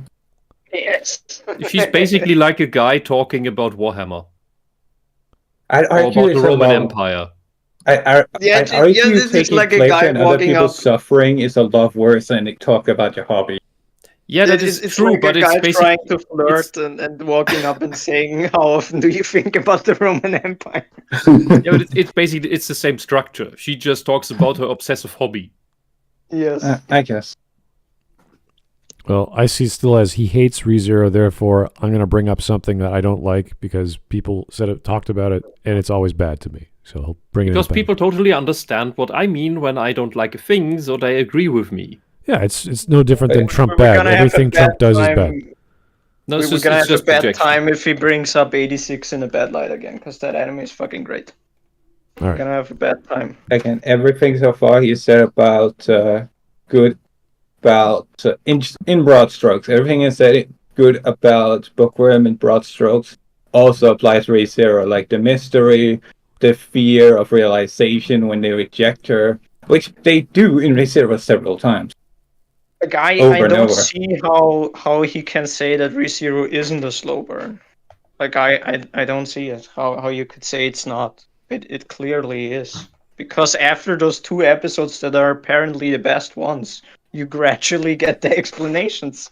So like Mm-hmm. I don't know. So weird. Okay, we're at 7 minutes. Descendants of a weeaboo is merely an extension of mine's singular focus as a character. Me want books, no books. So, despite being kind of slow, what it does do stands out so much that it encourages you to sit through it all. Because what it does do is get you to care about what happens. So you're willing. So we don't care about Subaru when he dies the first time? And he's traumatized? When he gets murdered for stepping into a house. I cared. It was like, oh my god, that's freaking violent to kill off the protagonist. Then boom, he's back. You're like, oh, okay. And his dying words are that he resolves himself to save somebody else. Like he doesn't think about himself as he's dying. He's like, oh, I'm gonna save Emilia. He only cares about dying because that stops it from helping the woman that is in danger. Mm-hmm. Yeah. But apparently nobody cares, I guess. We only care about books and bookworm. Yeah. This is very similar to what happens in other regression stories where they know they're going to regress. So they're only concerned about the goal. It's different though in other stories like the skeleton one because the world changes every time he goes back. So you get a But different also story. does in ReZero, but spoilers. Okay, fair enough. Killing her life as she slowly gets closer and closer to her remarkably banal dream of reading books. Even after we get to the scene teased in the beginning where the High Priest peeks into her mind, I'm not gonna spoil what happens, but you know what we learn about her? You know what we learn? That she really fucking loves books. Oh shit, fucking crazy! So while in ReZero, So that's good? Well, wasn't he joking about how somebody buying groceries but unrelatable, where now a woman whose entire characteristic is one thing is like super cool? Yeah, like the more often he repeats the whole wanting books thing, the more you're making mine sound like a very uninteresting character. Because Yeah, Yeah, that she's he very keeps monothematic. It Yeah, kind of makes me want to avoid it like the plague. like he keeps repeating it like it's a good thing, but the way he says it, it makes her sound like a very bad character. It's like marketing something by saying that someone is stoic. Okay, so they don't react much? Is that your selling point? That, Yeah, it would be like selling Golgo 13 on that point and not telling about anything else. Like ima- I'm very curious what the next few things he's gonna say is, because if he's gonna say that, like, what would he even say here? That Subaru doesn't have anything, that he has too much? Like, I'm curious what he's about to say. exciting and there's a lot more going on every second, I never got the sense that any of it actually matters because it never gives us a reason to care about Subaru. What? What? Why? Why not? Okay. Like, you can Hopefully personally he- not care about him, but what reason do you have to state that as an argument? First Okay, off, he's a human being. That's not. Okay, let's see what he argues. Yeah, I'm curious now. There. Why is any of this happening? Why is it happening to him? The story just goes in circles. Not What? really, no. He doesn't even argue. He just makes a stick. Wait, please. Also, what do you mean? Why does it happen? It's explained in the story why the things that happen. What do you mean? Are you pride? Have you watched the story? It's pretty well. You get tons of hints in the first season why it's about him. This is like Also, arguing. like, the story doesn't really go in circles because even though he dies and repeats things, different things happen because he makes different decisions. That's So, literally like- not a circle. This is this is how like is array. it a circle?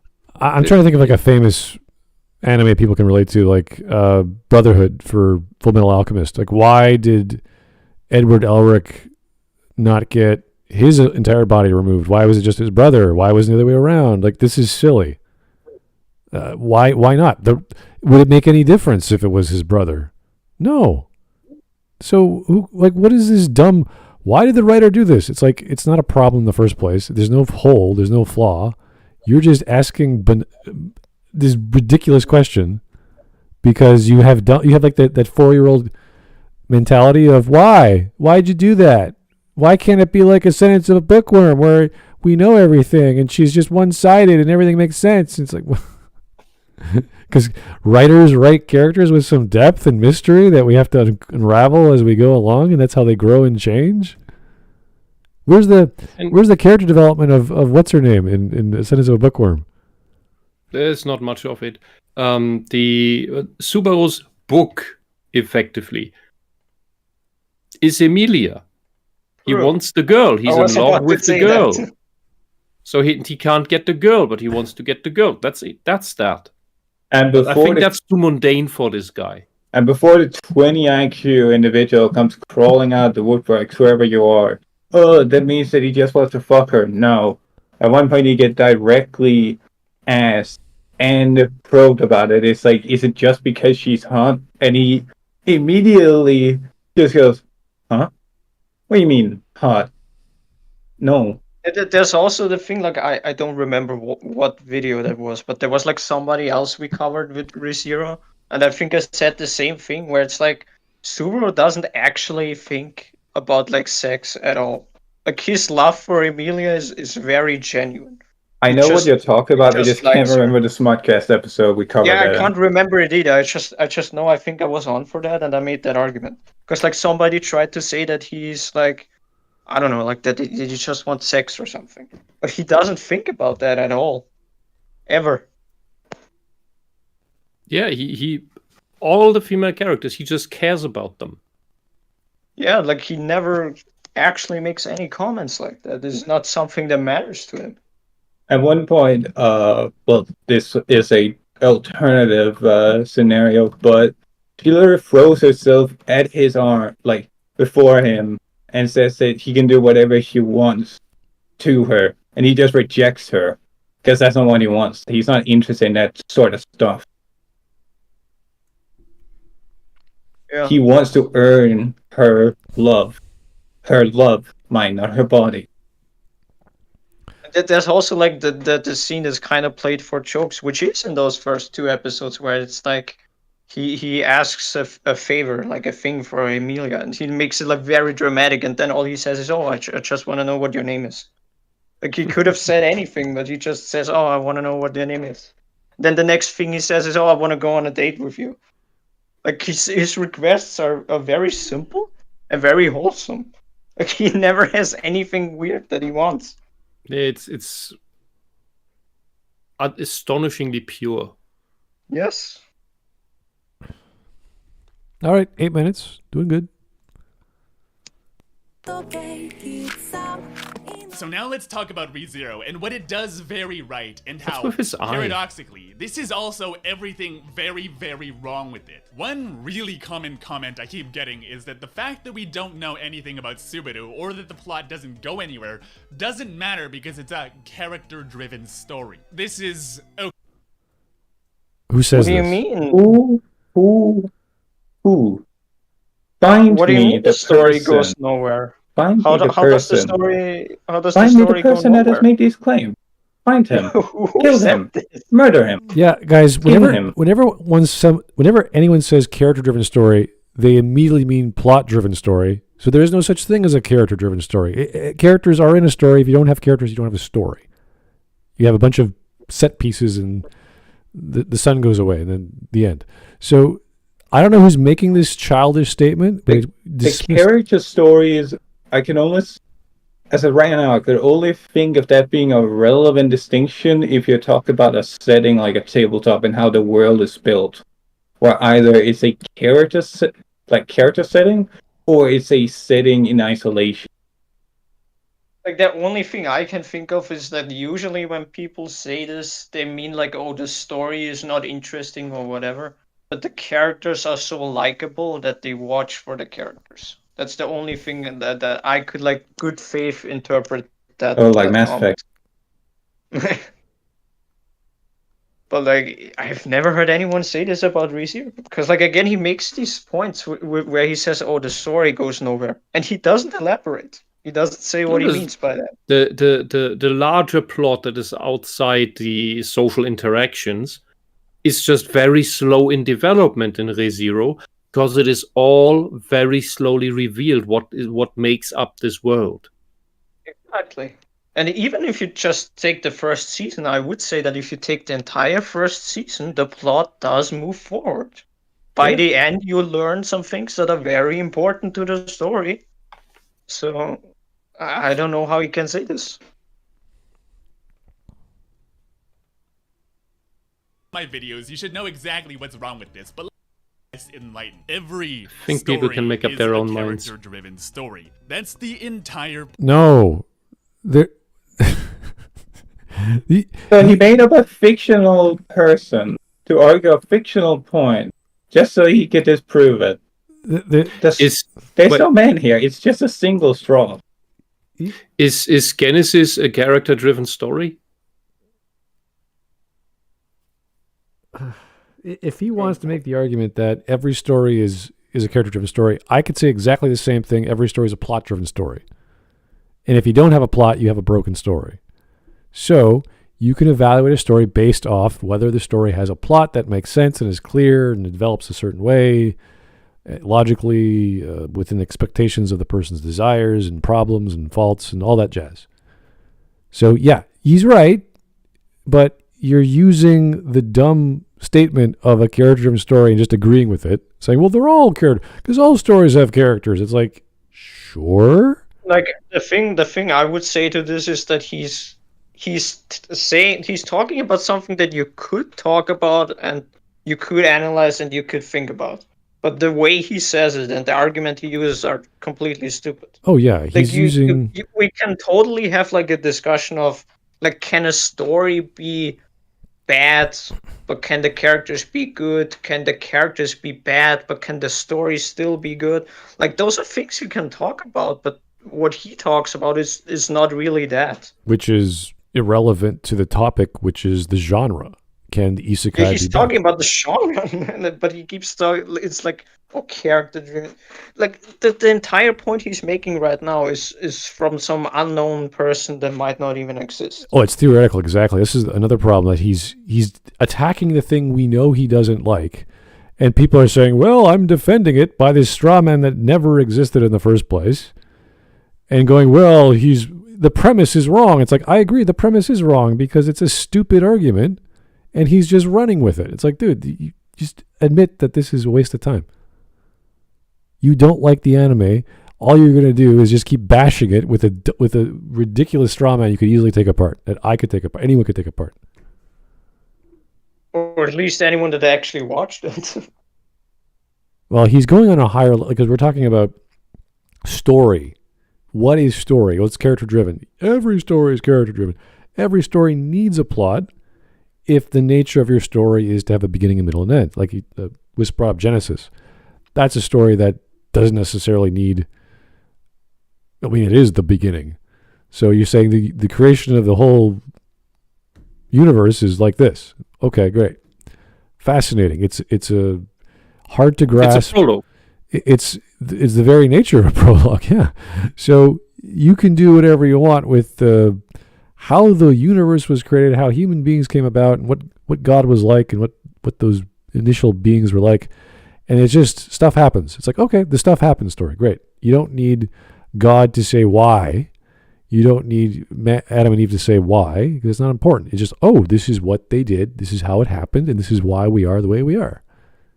Not the why, meaning why Adam did what he did, was a plot that followed an arc, a beginning, a middle, and end. It's a parable on what it means to be human and what like that could be. The current freeze frame with Steins Gate is interesting because I would be curious what he would say. Like, would he say that Steins Gate is a character-driven story? Like, I'm curious how he would frame Steins Gate under this argument. Because it's very interconnected. The characters matter a lot to the story. Yeah, it's like what happens in it. I was going to give the example of the Animatrix, but we can give any example of a story where there's no central character. And episode 1, episode 2, different character, different plot, different setting, could be randomly connected, like not Boogie Pop Phantom. What was the Shonen Bat? What was that one called? The one with the kid with the bent bat, who smacks people over the head, and they have a revelation. Paranoia Agent. Paranoia Agent. There you go. Pretty much Paranoia Agent. Everything's different. Every episode, different character, different psychological issue.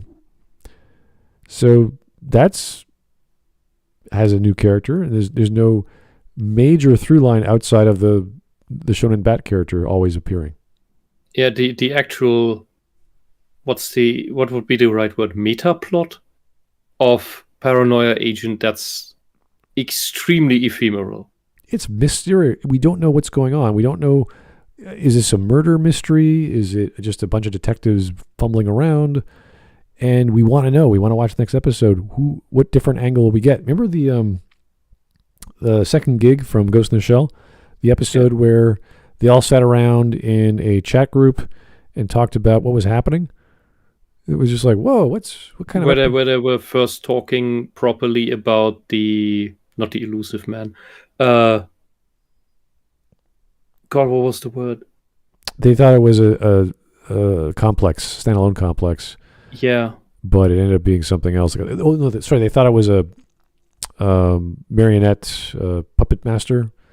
And then became a standalone complex. And they were explaining what the hell that meant, and no one knew, except for, of course, our major, who was playing along to see if anyone else in the public knew what was going on. That was her job as an intelligence gatherer. So that had nothing to do with characters. That was just random people that the writer invented to give you a setting of what's happening on the net. How does that work? Screening of the world. Yeah. So was that a bad episode? A lot of people didn't like it. I thought it was great.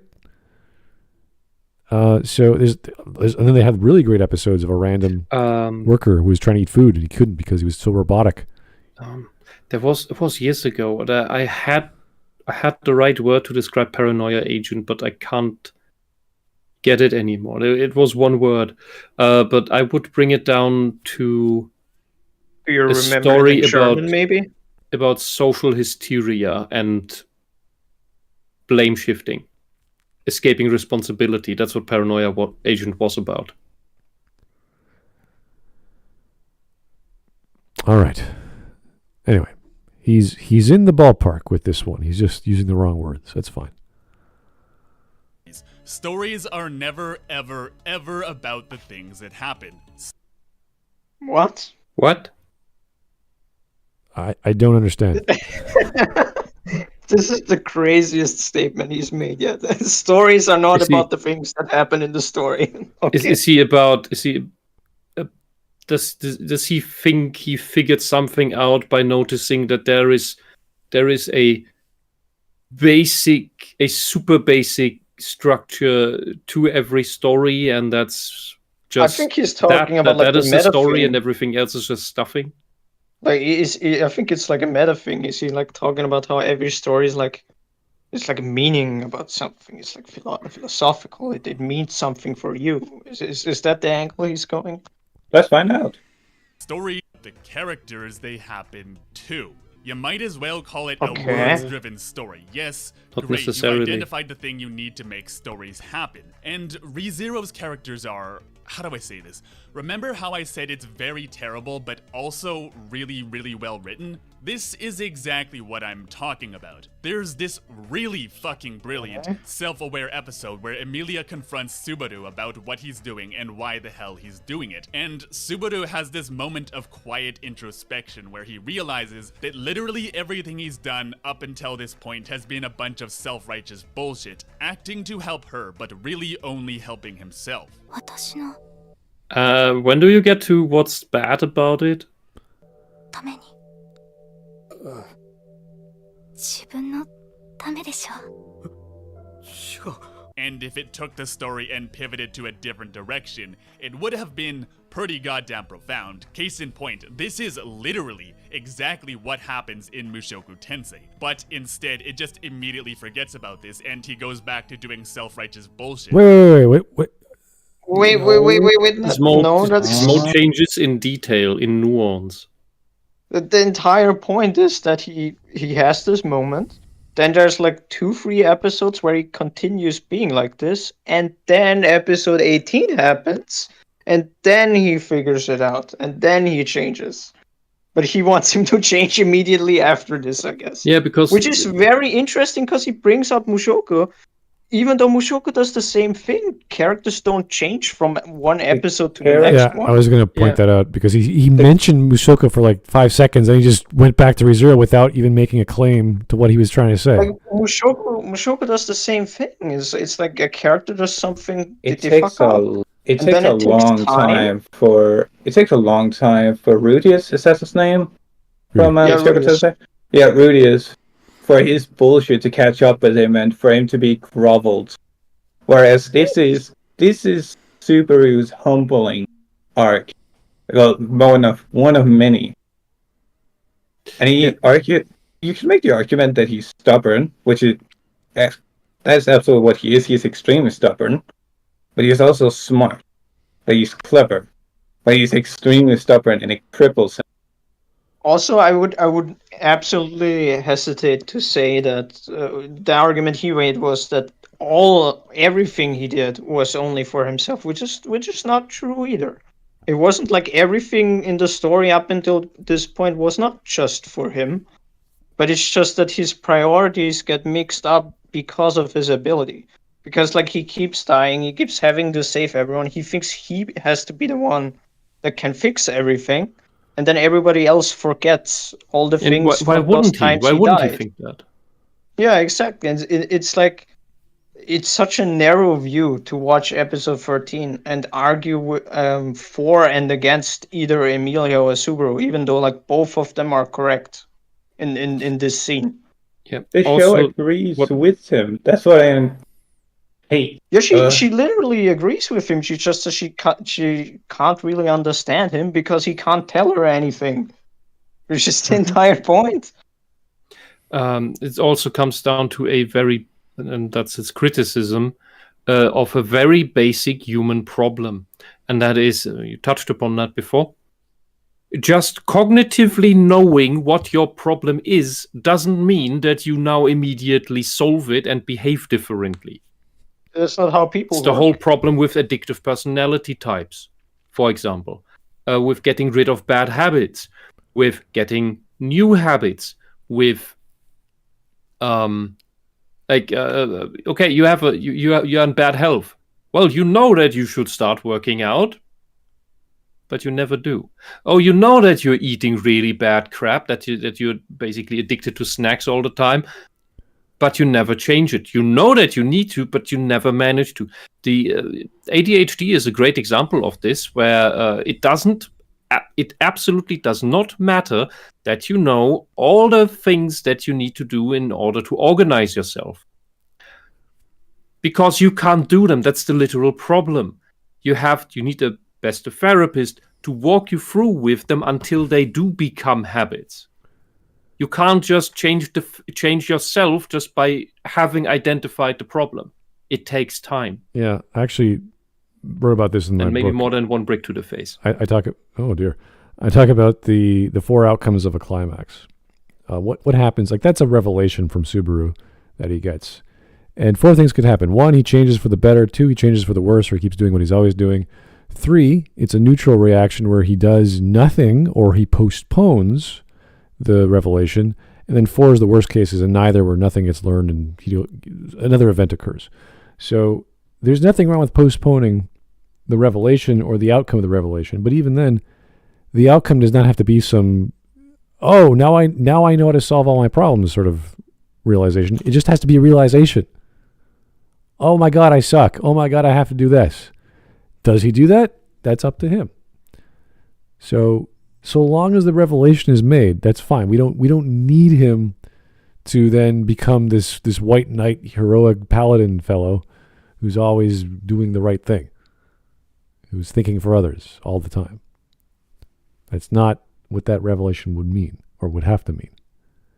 It's whatever the character in the right conflict would allow him to think. That's kind of how you write a character. You know them, they stub their toe, and as Straczynski would say, what would your best friend do if they stubbed their toe? You know exactly what they would do. You're your best friend. You know like the back of your hand. The toe thing is actually, funnily enough, also a really good example, because just because you hit your toe once doesn't mean that you're now never going to hit it again. Exactly. It can happen again. But, and if they actually had the super, because that happens, Subaru dies a lot.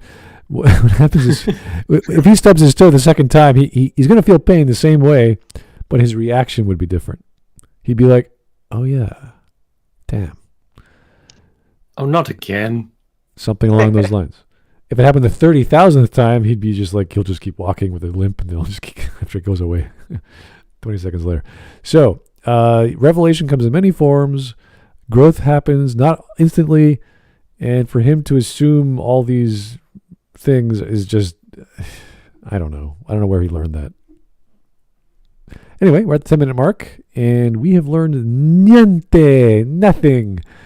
So we can keep going if you want for another minute, just to see what he says next. Yeah, we can keep going. Yeah, I'm curious because he's so far off the mark, and his. I actually have to dip, so I'll have to say thank you for hosting me. All right, Lal, we'll talk to you a little later. Yeah, Bye. talk to you guys, and have a good Bye. night. See you.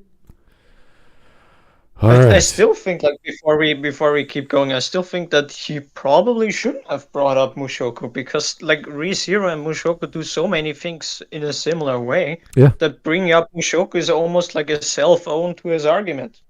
Yeah, Because Rudius doesn't change from one episode to the next. It's small steps every time. It's all very. So it's really weird that he brings it up like this. Yeah, that scene in the bar where he finds his dad is a really big dramatic scene, and then it just sort of doesn't culminate to not much, and then it comes back later. So yeah, no, it's kind of like he's just scalping little scenes. But again, it was a 5-second clip. The thing is, like, I can kind of see where he's going with this, because like the bar scene that you just mentioned, like he's saying this because it happens from one episode into the next, but it's technically not the same thing, because it's not Rudius that it happens to, it's his father. It's the father that changes and realizes something. So it's not the main character. Yeah, and that's a different scenario. And that's just one of many flaws, or because Rudius is he's acting. He's putting on a facade to talk to people. And then when his father is in the room, he's like, oh my God. He just lets it all out.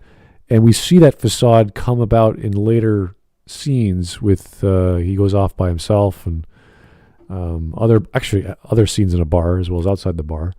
So Rudius is still acting. He's still trying to get along. He's trying to be nice. He's trying to be kind to fit in when he's not being honest with himself. And there's also, like, in the bar scene, there's an interesting thing that the novel notes, which is that the reason why he sounds so happy when he like explains what he did is because he intentionally decided to sound happy because he doesn't want to make Paul worry about him.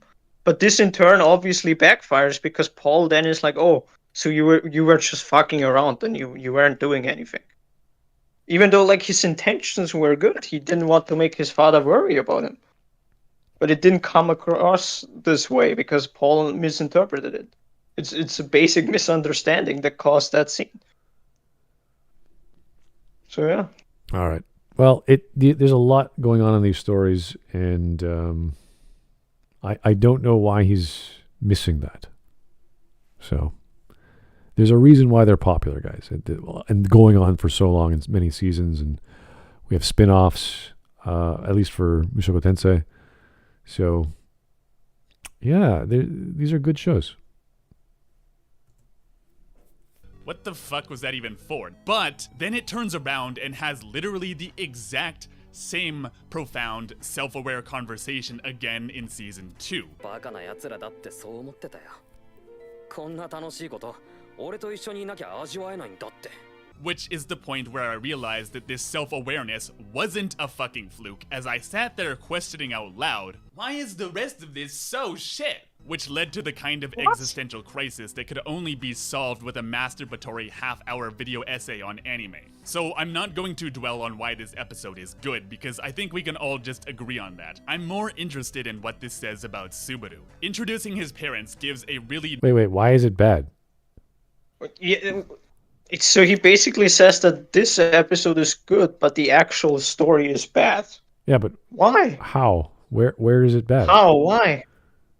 So that the flashback moments and the Subaru moments are good, and everything else is bad. Explain why. I am confused to say it's a bad thing, so but I really like this. It's like what? So everything that doesn't focus on the main character is bad? Question mark. Yeah, like, I don't know. It's like it's like I'm going in to eat a piece of pie, and I'm like, oh, apple pie. Oh, not another apple. Oh, this is delicious. This is fresh. This is flavorful. The apples are juicy, and everything's apple cinnamon flavors is fantastic. Oh, I have to use a fork to chew. Oh my god, I gotta use my mouth and teeth, and I hate doing that. Like, what? This guy's arguments are fascinating because I've never heard anybody make them. Like this is such bizarre takes. And the way he's presenting them, I'm like, why did you have a 5-second clip of Mushoku? Like I've never heard anyone say that ReZero's story is bad, but the one story with the flashback is really good. Like what? Maybe he has a concept for a protagonist that if it deviates from that, it's bad. Yeah, maybe he's like projecting something into the story that he wants that's not there. That's the only other thing I can think of. I can only use use something out of the story that's not happening. I can only use his love of his Ascendance of a Bookworm example, because that's apparently the best or the only good, and everything else sucks. And I'm like, okay. I want a wider range of examples. In this case, his lack of examples is really annoying, because I can't figure out what he wants. And in previous videos we've covered, we got showered with examples, but no points made. He's making points, but doesn't bring us more examples in order to show us the nuance of it, the how it's right. It's more like you can't really get a grasp of what he's looking for or what his issue is. Because like again, here he says the flashback episode in season 2 is really good, but the rest of the story is always bad. Okay, why? Why is that? He's not saying it. Anyway, let's go for Can't another. imagine this guy getting good grades in whatever his language is. Well, if you ever read an essay, forget about it. He's just going to be all over the place. Anyway, let's go for 30 seconds and we'll call it a night. Explanation for basically everything's character. His seemingly unrelated to anything attitude about giving up, his overuse of cool English, his overcompensation for his lack of confidence and self-respect. So my initial reaction to this was, what the fuck? It's literally aware of 100% of the things that annoy the fuck out of me. Okay, then I don't care. You're just a weirdo who doesn't understand human behavior, and you're confused. That's not my problem. Yeah, this is weird. Like now he says he understands that it's self-aware, because obviously. But then he says, what the fuck? Why does it do that? Well, you just watched the episode. You know why. You just explained it. This is the episode that explains why Subaru from day one acts the way that he does. Because he's imitating his father. He's trying to be cool even though he thinks he's not. And he wants people to like him. It's explained in this episode. And then he says he understands this, that it's self-aware, and that he does like it. I'm confused. I'm so confused what his point is. No, I honestly, I think we should stop. He's either, he knows what he's doing, and he just making... I kind of want to know where he's going with this. See, one of the people, like, a bit longer. He's trying to be cool and wants to be liked. Otherwise, he wouldn't do this dress up thing with his. Yeah, like he wears a theme. police outfit. So is he suppressing the fact that he does feel a relation to Subaru and doesn't like it? Like we said before, the people who don't like the anime don't like it because it makes them reflect on themselves and their weaknesses. I think he just didn't make the actual connection of what the story was doing. Like he understands that Subaru kind of acts like a stereotype, but then when he gets the explanation as to why that is, he doesn't make the connection why he acts like a stereotype in the story. Well, it doesn't matter because he doesn't make the jump. He's just going to hate it. It doesn't matter what it is. He's like, oh, this is bad because it's not what I wanted from something else, or what my standard is different from another anime. Why can't it be like that one? It must be bad. Therefore, I hate it. Like he's swearing about this, about a flashback, introspective episode, which is what he wanted. He wants to understand the character. He understands the character and he hates it. Does that mean he hates the character for the explanation, or he just doesn't like it wasn't what he wanted? Like I don't get it. So we'll go for another 30 seconds just to see why he hates things, but this is so illogical that it doesn't make a difference. Yet, it put them all in there. And it's because all of this shit stems from the prevalent idea that Subaru does not love himself and so keeps being toxic to himself, thinking that because he's worthless, he should keep suffering to save everyone. He doesn't give up, and he keeps shouting these dumbass quips because he sees everyone else as valuable, but not himself, meaning if he can keep trading in his worthless life for theirs, then he could scrape some semblance of value out of his pathetic existence. That's the story, yes. And what is bad about Where that? is he going with this? I'm curious. Like this scene right here, yes. The story orienting itself around all this self-righteous bullshit is both what makes it What? really intense. How is it self-righteous? That's not self-righteous. That's rather self-deprecating and depressed and well, it relates to a lot of people. How is it self-righteous when a person says they think so little of their own life that they would rather use it to save all these other people than themselves? This is why The entire lesson that he learns from which is the masterstroke of this arc. The Yeah, he's person someone that is with- built up to be the entire villain of the story comes out and tells him this big lesson, which is that he should love himself. Yeah, and that starts with seeing your own worth. And Yeah. he can't see his self-worth. That's why he has so little confidence in himself in that regard. That's why he sacrifices himself for others all the time. Because he can't care for himself because he doesn't see himself as valuable. And that is a very widespread phenomenon in our time, especially among hikikomori, which is what isekai appeals to a lot, as well as any other loner in the West, introverts quite often too.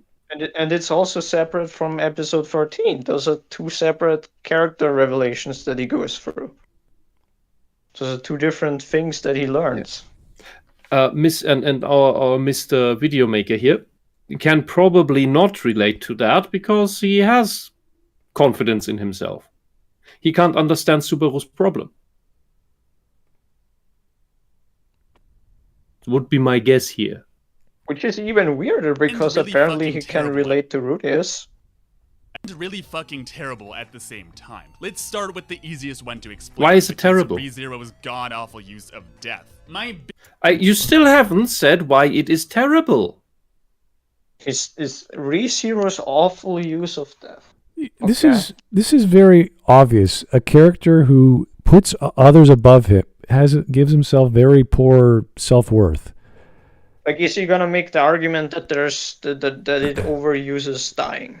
Yeah, Is but that that's the point that's he's gonna the make? that's the beauty of the story. The character sees very low worth in himself, and he can't die. He keeps coming back.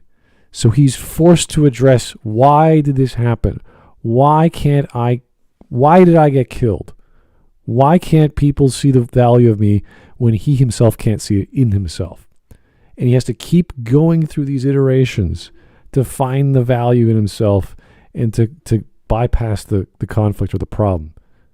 That's the beauty of the story. If it was just a guy who just wants to do the right thing and he's friendly and he wants his friends to be well, it wouldn't be that interesting. It wouldn't be as compelling.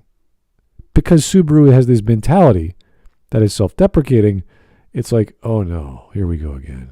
Did he learn it this time? Oh no, he didn't. And some other problem persists. It would still be a story that you might be interested in, but this is more interesting. So if he's not catching on to that, that's fine. But he's disliking it, and he's biased so much that he doesn't care about all the other elements. Like, oh, dying so much is bad. It's like, why? Well, I'm The show hoping is- the he at show is least in makes con- some point about Yeah, why rather- the death is bad. Rather, the show is using death always in a different way. How that is bad, I don't know. I feel like everybody that makes this point that's like using death badly, I feel like they haven't watched the entire show because it's always different and it's never. It always it's has a never different just impact. It torture always porn. has a different relation. Like, how is it using it bad? It's the best way of using death I have seen in ever. Yeah. True. When you're using a regression, there's many things you have to do, and one of them is to tell a different story. So compare that to, oh God, I want to bring up Hazuki Suzumiya, the Infinite Eight, or The Endless Eight. Endless Eight. It's literally the 95%. Yeah, but that is deliberately always the same. Yeah, exactly. Another argument about example for the regression thing would be Hikurashi no Naku Koroni, which basically plays for all the different branches of a visual novel. So each time the story's over, it starts from the beginning and takes another path. Yeah, same with Fate Stay Night, or the Fate series originally. As they made more, they allowed themselves to do the other branches. Because that's how the game is played. You do one branch, then it unlocks the second branch, and unlocks the third branch. And they made those into movies. So anyway, yeah, let's keep going. I want to... Let's see how he uses death. It's like he's rolling dice, and I'm gonna get angry over this now. I'm gonna get angry over that. It's like, okay. It really feels like he's just picking random things. It's like, oh, now the death is bad. Now the world is bad. Now I don't like the entire story. And he never explains why. Yeah.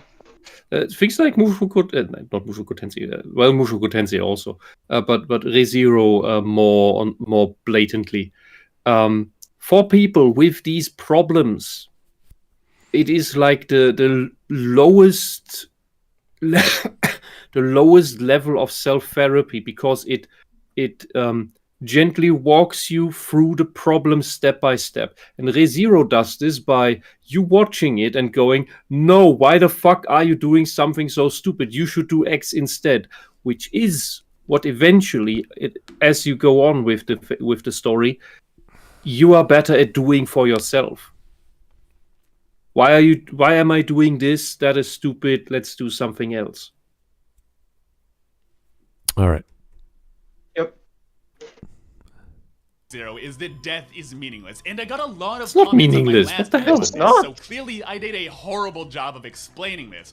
But here's what I mean. Of course, death has meaning. Of course, it affects Subaru. That's not in question. But the problem is that This is not it's some trying to multiverse play bullshit. death as the emotional trigger, and it just isn't. If we know Subaru's just going to die and reset the world again, if we know anyone... Have you seen the sloth plot?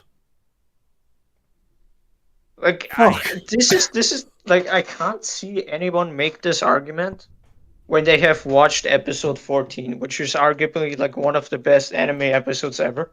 Like the way it's made is crazy good. The emotions in that episode are just all over the place.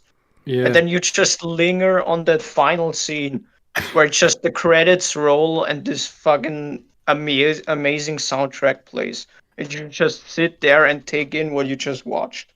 You're telling me that the death doesn't mean anything because Subaru is just gonna die and restart. This guy has no soul.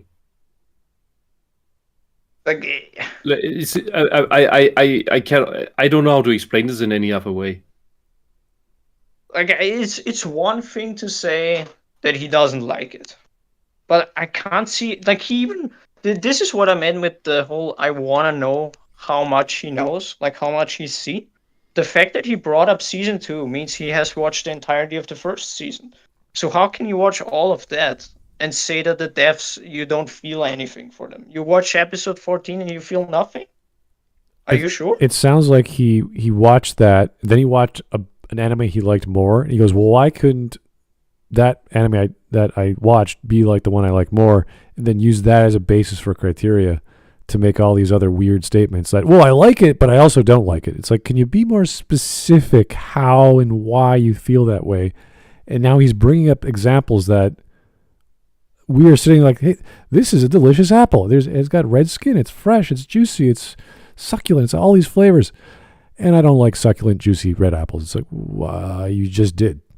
Or is it that he has such a sheltered, happy, carefree life with friends and all of this other stuff, and it's all the superficiality of it all is sufficient for him, making him completely incapable to relate to any major problems like Subaru has. Like, another thing I just thought of with the whole, like, oh, Subaru just restarts again.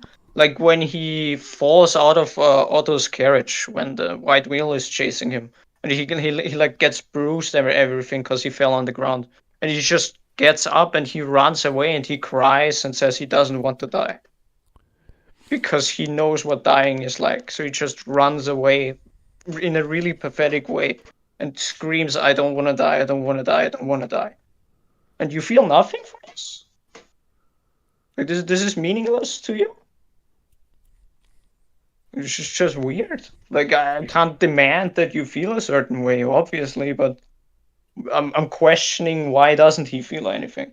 I think it comes down to because he knows the future, which is the world gets reset when he does die. So therefore, it's expected. So he knows what's happening. Therefore, not very exciting to him. I don't know. It's weird.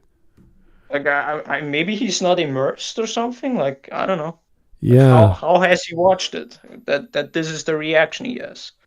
Because I can't think of anybody that watched episode 14 and felt nothing. Like, so do you feel at least something? Even do you think, oh no, it's meaningless? Even like, if you had a stoic response, you could at least appreciate what was happening. Oh, this is dramatic. These are characters who are struggling. They don't know how to resolve their problems.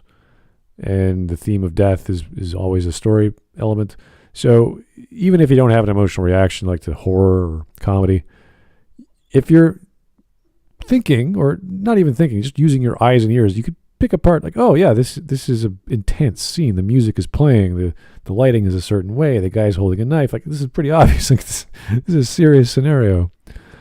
So I don't know. This guy is trying to hate on the show while extolling its virtues. I just don't get it. Anyway, another 30 seconds just because our curiosity got the better of me. I don't know. Is going to come back. We have no emotional attachment to death, and we don't care about it. Yes, we do. Does not. It is extremely painful every time. Also, this is another thing that, again, this is so bizarre because he watched season 2.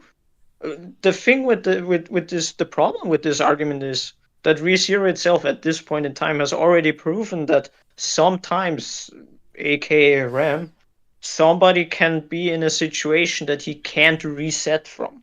There's always the chance that somebody dies, then he dies, but he resets after that person died. Then they're gone forever. He can't do anything.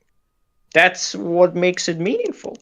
Because he doesn't know where the checkpoint is. It could change at any point. Yeah, there's still some finality to things. There's still some threat and uncertainty. But even if you break it down to, even if you reduce it to, oh, it's just death, oh, he just comes back anyway. That's like saying, oh, well, you have super healing, so every time somebody breaks your legs, they just come together again, right? Yeah, but the pain it's not painless. You still have broken legs with the bones sticking out. That's still something you wouldn't want again and again and again. Like, there's also, again, he has used season 2, so it's fair game. When, like, the bunnies eat him alive, and when he wakes up again, he just hits his head on the floor because his mind is fucking broken from getting eaten alive. Like, yeah. I don't know how you can say this.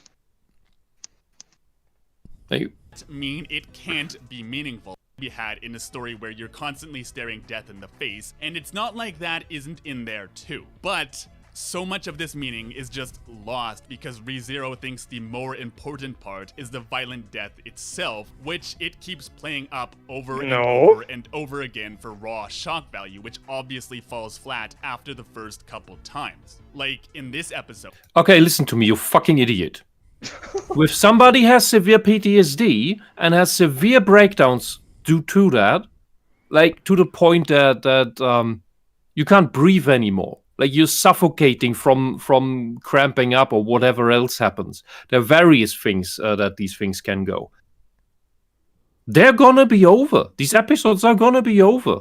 Maybe 20 minutes, maybe an hour, maybe 5 hours. It also depends on what support you have. But they're gonna be over. That doesn't mean you want another. They're gonna be just as painful. You don't know when they happen.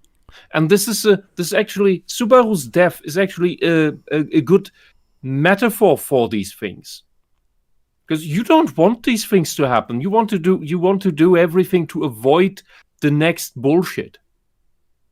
But hey, it's gonna be over afterwards anyway, right? Yeah, I can only make a small argument, idiot. which is you get diminishing returns the more you get the same thing. Like you go on a merry-go-round 50 times. There's shit that never gets easier, no matter how often it happens. Oh yeah, no, I'm not saying to Subaru. I mean to him, because Subaru's gonna die. He's gonna reset. It's like, okay, who cares? Like that's his mentality now because he's seen it already. Yeah, but he's a detached viewer. He's not a viewer who understands what's actually happened. Well, he's not. Things mean. Not. That's what he doesn't understand, because he doesn't understand pain and suffering. I feel like this would be the one time where it's fair to say that he watched it wrong.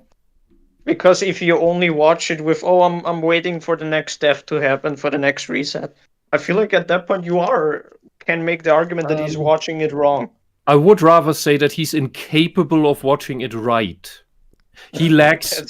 Seriously, he lacks the life experience. He hasn't suffered yet. Yeah, it's like if you know suffering, you automatically relate. Like what? Oh shit! It's like any other scenario. Let's say Sailor Moon transforming for the 17th time.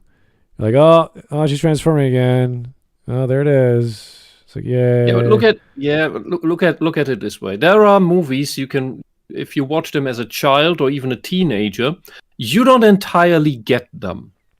If you watch the same movies in your 20s or 30s even, or even later, then you have the experience to relate to certain things in there that make you go, oh shit, and they touch something in you that simply couldn't happen before because you couldn't even decipher what's fucking happening.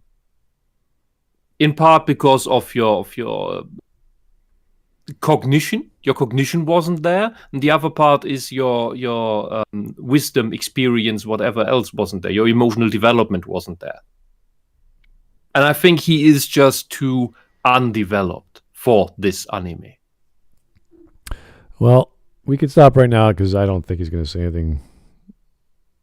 If he's decrying that this is bad because death happens too often, I don't care anymore. That's not. He's not paying attention to this story. He's do you want to keep going, or do you want to stop here too? I'm indifferent towards leaning towards continuing. Okay, and then 30 seconds. We can continue on just to see what he says. Yeah. Let's see. Episode. He wakes up after a long period of wondering where everyone is, and it's the rabbit episode, yes, because of the passage of time, or some spell, or something else. This would be really intriguing if it didn't randomly have to show him getting violently and bloodily devoured. It's not even gross. It's worse. It's fucking boring because it's nothing we haven't seen a dozen times already. There's no reason. No, this is not the same as the others. To show us this. If this scene were cut right here, it would actually be more horrifying because it would leave the details of his fate up to the imagination. It wouldn't No, that's not. It's not always how that works. Wait a second. It's more gross because it is extra now. Here's actually a funny thing. So, as somebody who has actually read this part, because I read the web novel, I think that the detail that wasn't shown, there was actually details left out in the anime that I'm going to bring up now. I think the details that were in the written form actually made it more impactful. Because in the web novel, it was described that these rabbits, they literally squeeze themselves into every open orifice of his body to eat him from the inside. It was fucking terrifying. And you get the sense that, oh my god, Subaru, this is insane. And then obviously in the next scene, when he smashes his head on the ground, you're like, yeah, I understand why his mind is broken now. Yeah, so not every horror works by you leaving out the explicitity. Well, even like it literally says they crawled in his ears, they crawled in his anus. Yeah, like but that was all said in the text. Even if he says, well, we cut it right here to leave it up to the imagination, it's like, he's going to be traumatized in the next scene anyway, so we know what happened. He got eaten alive. Yeah, and what Ken just cited, that is not something I would have imagined. Yeah, that is actually how it happened. They crawled into every opening in his body so they can eat him from the inside, and he felt all of this while he was slowly and dying in a painful, agonizing way, and then his mind just breaks. So if in the next scene, it's also mentioned, if Echidna didn't like summon him to a tea party, this would have been the end of the story, because Subaru would have been mind broken forever. He wouldn't Yeah, have been able to continue. And he's been through a few deaths that were mind-breaking. It's honestly surprising that he is that well intact. Yes, it's like amazing that he held out until now. Yeah, but this is the weird argument that he's saying, well, the thing that the story does, the rebirth or regression, why are they doing it so much? It's like that's the whole plot. That's the mechanic of the story. And I don't want to see it anymore. It's like, okay, why? Because you don't like the story. It's not a story you enjoy. We get it. He's trying to, if it was only more creative with how he died. It's like, he got eaten alive by hundreds of little rabbits. That's kind of terrifying. I was like, I don't like jump scares anymore. It's okay, fine. What's a good way of getting you scared? I want a different form of scare. It's like that one works. You're watching a jump scare film. That's you're gonna get. Oh, I don't like it. Then don't watch it, dude. This is getting silly. The genre is totally fine. This is one of the best examples of the genre. If you don't like it, that's totally fine. But these explanations are not cutting it. It's like I go to the hamburger store to buy a hamburger. Oh, I don't like hamburgers. It's like, what do you mean? Why did you come here? It's getting a little silly. If he had better explanations why this scene was bad, as opposed to, well, it's fine, but if they just cut out the stuff I didn't like, which is all this detailed gore, which is indicative of the actual story, which they have all kinds of gory scenes, then it'd be good. Like, what are you talking about? Like, he makes a point and then he doesn't say why. Like, he says, oh, just cut this out because I don't feel anything. Okay, The child. Why? It's so weird. If the scary movie didn't have scary scenes, it'd be much more entertaining. I don't know. Okay, we can stop. I'm tired of this guy. Honestly, this is getting nowhere. He's listing things which are good. He just doesn't like for any reason. It was a good low point to end on. That's pretty sad. Yeah, true. Do we have any memes or something? We probably do. I have no idea. I hope so. Let's find out. Stream memes. Let's see. As soon as I find the proper window. We have some. There it is. You did find the title for the farming anime. Yeah. Didn't take long. One Google search. Is it not Isekai Nonbiri Noka no Nichijo? Yeah, I think there's one or two. When it started off, it was really plain, and then they got the anime, so they redid it, and it's much longer. Anyway, oh my god. This was mentioned in the last stream, and I thought of it when I watched it. Netflix's Devil May Cry. Oh, that was a while ago. No. I'm not going to read that, but I will later. Here's Lyle. Is this Isekai alignment chart? From purist, from form purist and function purist. Isekai is travel to what is clearly a separate reality, and then Isekai is a Japanese pulp media trope of magic-ish travel, and that's ReZero.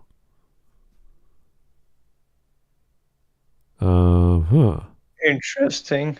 Form neutral. Isekai is a general media trope of interworld travel, and then shows the Wizard of Oz as Isekai. Yeah. I mean, yeah, it technically is, yeah. Alice in Wonderland is Isekai, technically. Yep. Interesting chart. Cory in the house is Isekai. What? Entering a Taco Bell is Isekai. Isekai can be traveled to metaphorically different world, and then shows Cory in the house. All right. Zero. This guy's physiology irritates me. Whatever his physique is, I don't know. The way he explains himself with his hands, with making OK symbols and blinking with his left eye. I don't know. I think that's a nerve issue. I don't know. I used to talk with my hands a lot. No, I don't. He can go be reborn in an alternate world for all I care. It's Isekai time with the truck. Truck-kun. Who's driving Truck-kun? Doesn't matter. The gods. Ichiro, I defeated the truck that tried to run over you. Hell, it's a Spider-Man. Why? What's happening here? The two people who have been able to defeat Truck-kun are an 8-foot-tall prehistoric caveman named Pickle and the emissary from Hell, Spider-Man. Is that the Japanese Spider-Man? Yeah, the Japanese Spider-Man introduces himself by saying he's the emissary of hell. Wow. Maybe Truck-kun is gods taking driving lessons. The official trailer for Suicide Squad Isekai. And oh my god, that's right. That was an announcement. You're right. The funniest thing is this is actually like this entire thing was written by the ReZero author. He's writing this. Oh my god. Oh god. Why? Like I actually want to watch it because of this. I just want to know what he's doing. You wouldn't happen to be Pride, would you? Is this a joke at Full Metal Alchemist? I think it's because he said in the video that the story, like Subaru's background, doesn't matter for the plot. Oh. Yeah, that's the whole point. He basically addressed this. Subaru has no self-worth. It's the opposite of Pride. What is... Oh, interesting. Charts. Plot, skills, and what? Waifus? Interesting. I'll buy the Konosuba one. What's the next one? Shield Hero. Oh, that is Shield Hero. Okay. I couldn't quite tell with the hair. I was like, what the hell? Plot. Yeah, I know plot's always been a big focus of Shield Hero. That one is great. I can't remember the name, but I remember watching. I love the last line because it's the entire last episode is completely different. It's the guy who he prepares overtime for every encounter.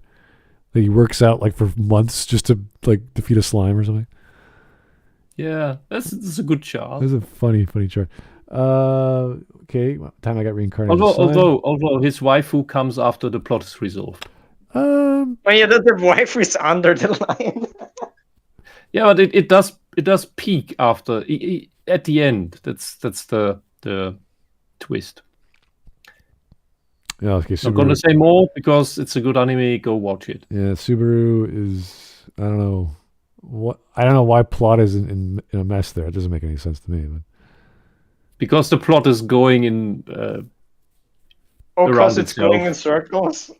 Maybe. Yeah. Also, I like that with Overlord, there's in very it's just one line. There's this very light text saying Demiurge will explain it. True. He invents a waifu just by accidentally. That's the plot. Demiurge accidentally will inventing it. Yeah. The problem is Overlord can't get with his waifu. True. Okay. Who we got here? My sister. Me explaining how my Isekai anime works. My mom. Don't do that. Don't do that to your mom. Leave your mom alone. You get used to it. Anime community after another Isekai. That was horrible. Give me more. Yeah. Essentially, that's how it goes. Those who hunt elves. Okay. Hell yeah. I don't remember the teddy bear. Neither do I. Was that in Those Who Hunt Elves too? There was a guy with an axe, wasn't there? No. Who the hell had the important thing is the tank. So Those Who Hunt Elves is about a troop of characters, a party, and one of them is a girl that's a sniper who drives a tank. Why wouldn't you want to watch that? All right. And this is Drifters. That sounds familiar. That was 90s, right? I have that somewhere. I still haven't watched it. I think I remembered that. Jeez, it's been a while. No one. Isekai manga. Behold, the Isekai Nator. Yes. Important life lessons taught by Isekai. Even if all you can do for someone is give them a shoulder to cry on, sometimes that's all they need. Fair enough. True friends can come in all shapes and sizes. Oh, that's cute. The most important rule in any game is to have fun. That's not exactly the right message, but okay. Slavery. It's there. It's in there. It's mostly I want to win. I want to be amazing. Yeah, but they're having fun because they don't want boring games. Okay. They want interesting, challenging games. Slavery isn't dehumanizing if your slaves are non-humans. And they love you, yeah. They all love you. The most important lesson. Truck-kun, there it is. He's got his own. That's awesome. Cool. He has his own Wikipedia. I call it the I'm Totally Straight Bro anime. An ordinary guy who reincarnated.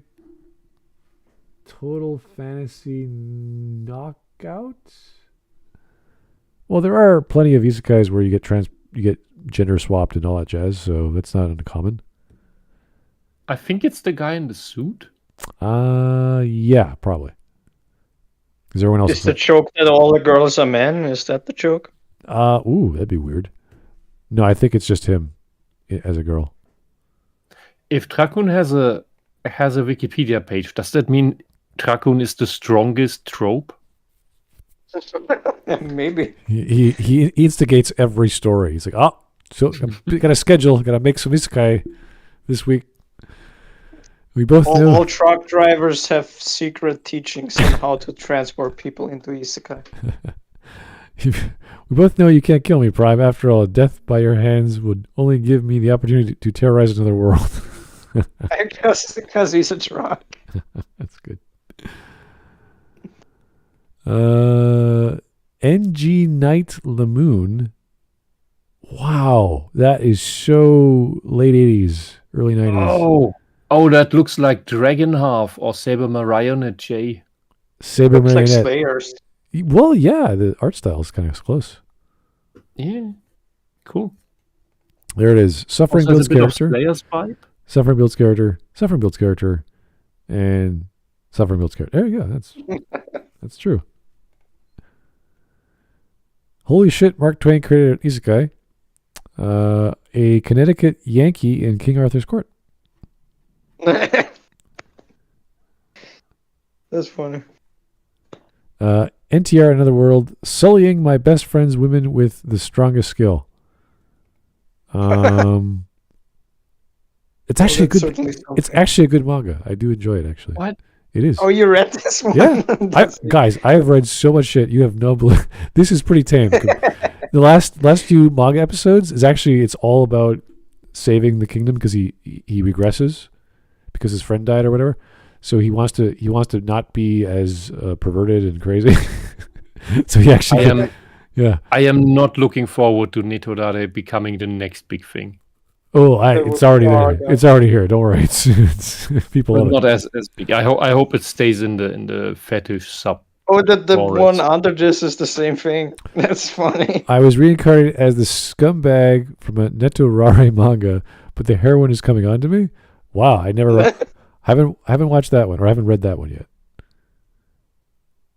The other one's way more interesting, I think, because it has like game mechanics and like he actually cares about his friend, but he didn't realize that he lost his way of how to care about him, and he ends up dying and he becomes a villain. It's interesting, and then he gets reset. He does everything differently, and it's an interesting story. I'm glad they went that route. It's been very, very shallow. So, And Copper Owl, there are several Saber Marionettes. You need to specify which. anyway, we did get some super chats. I didn't read them, but Caporal says, "Thanks, guys." And Wisp, I needed the self-worth. Okay, I don't know. You're welcome. I don't know what we did, Okay. but good for you. And Frog Jupiter, have you seen the Boogie documentary? It's great. I only saw Moist Critical's take on it, and that was enough. I was like, I don't want to watch that. I'm good. I want to watch neither of those. Yeah, I don't even want to know. Yeah, It's like every time I just see all these people ruining their lives or whatever, I'm like, Yeah. oh, okay, essentially that's what happened. So I don't need to know. yeah, The guys. best thing you can take from it is don't do that. Yeah, find a Yeah, nice girl pretty much. and marry her. That's all you got to do. There's one of your Yes. rules in life. So, or find someone that you love. Anyway, thank you guys. That was, I mean, I can do this tomorrow if you guys want to keep going, because he is so, it's almost like we don't know what to expect from this guy. He showcases. I mean, He we doesn't say can we can continue it tomorrow if you guys want to. Maybe, because I'm fascinated, because usually we're like, this is dumb, this guy's an idiot. We know he's dumb. We know but he's got this chaotic, like He makes arguments that I really never heard before about like it's like zero and all this stuff. he's saying it's good, but he hates it, and I'm like, I don't understand why. Like, this is delicious. I hate it. It's like, what are you talking about? What are you doing? Yeah, he literally did the meme with the "This is horrible. I want more." Yeah, it's weird. It's like everything makes sense. Why are you? It's like a kid who's getting exactly what he wanted for his birthday, and he's crying. It's like, why are you crying? It's like, I got everything I wanted. Are you happy? No. I'm like, what? Like, what? Why? It makes no sense. Anyway, we should take a break. Maybe we do it tomorrow. People are still around. Who knows? Everyone's different. We'll find out. But keep the sessions coming. Keep the voting going. And we'll talk to you guys soon. Have yourself a good evening. And have a great night. Bye-bye.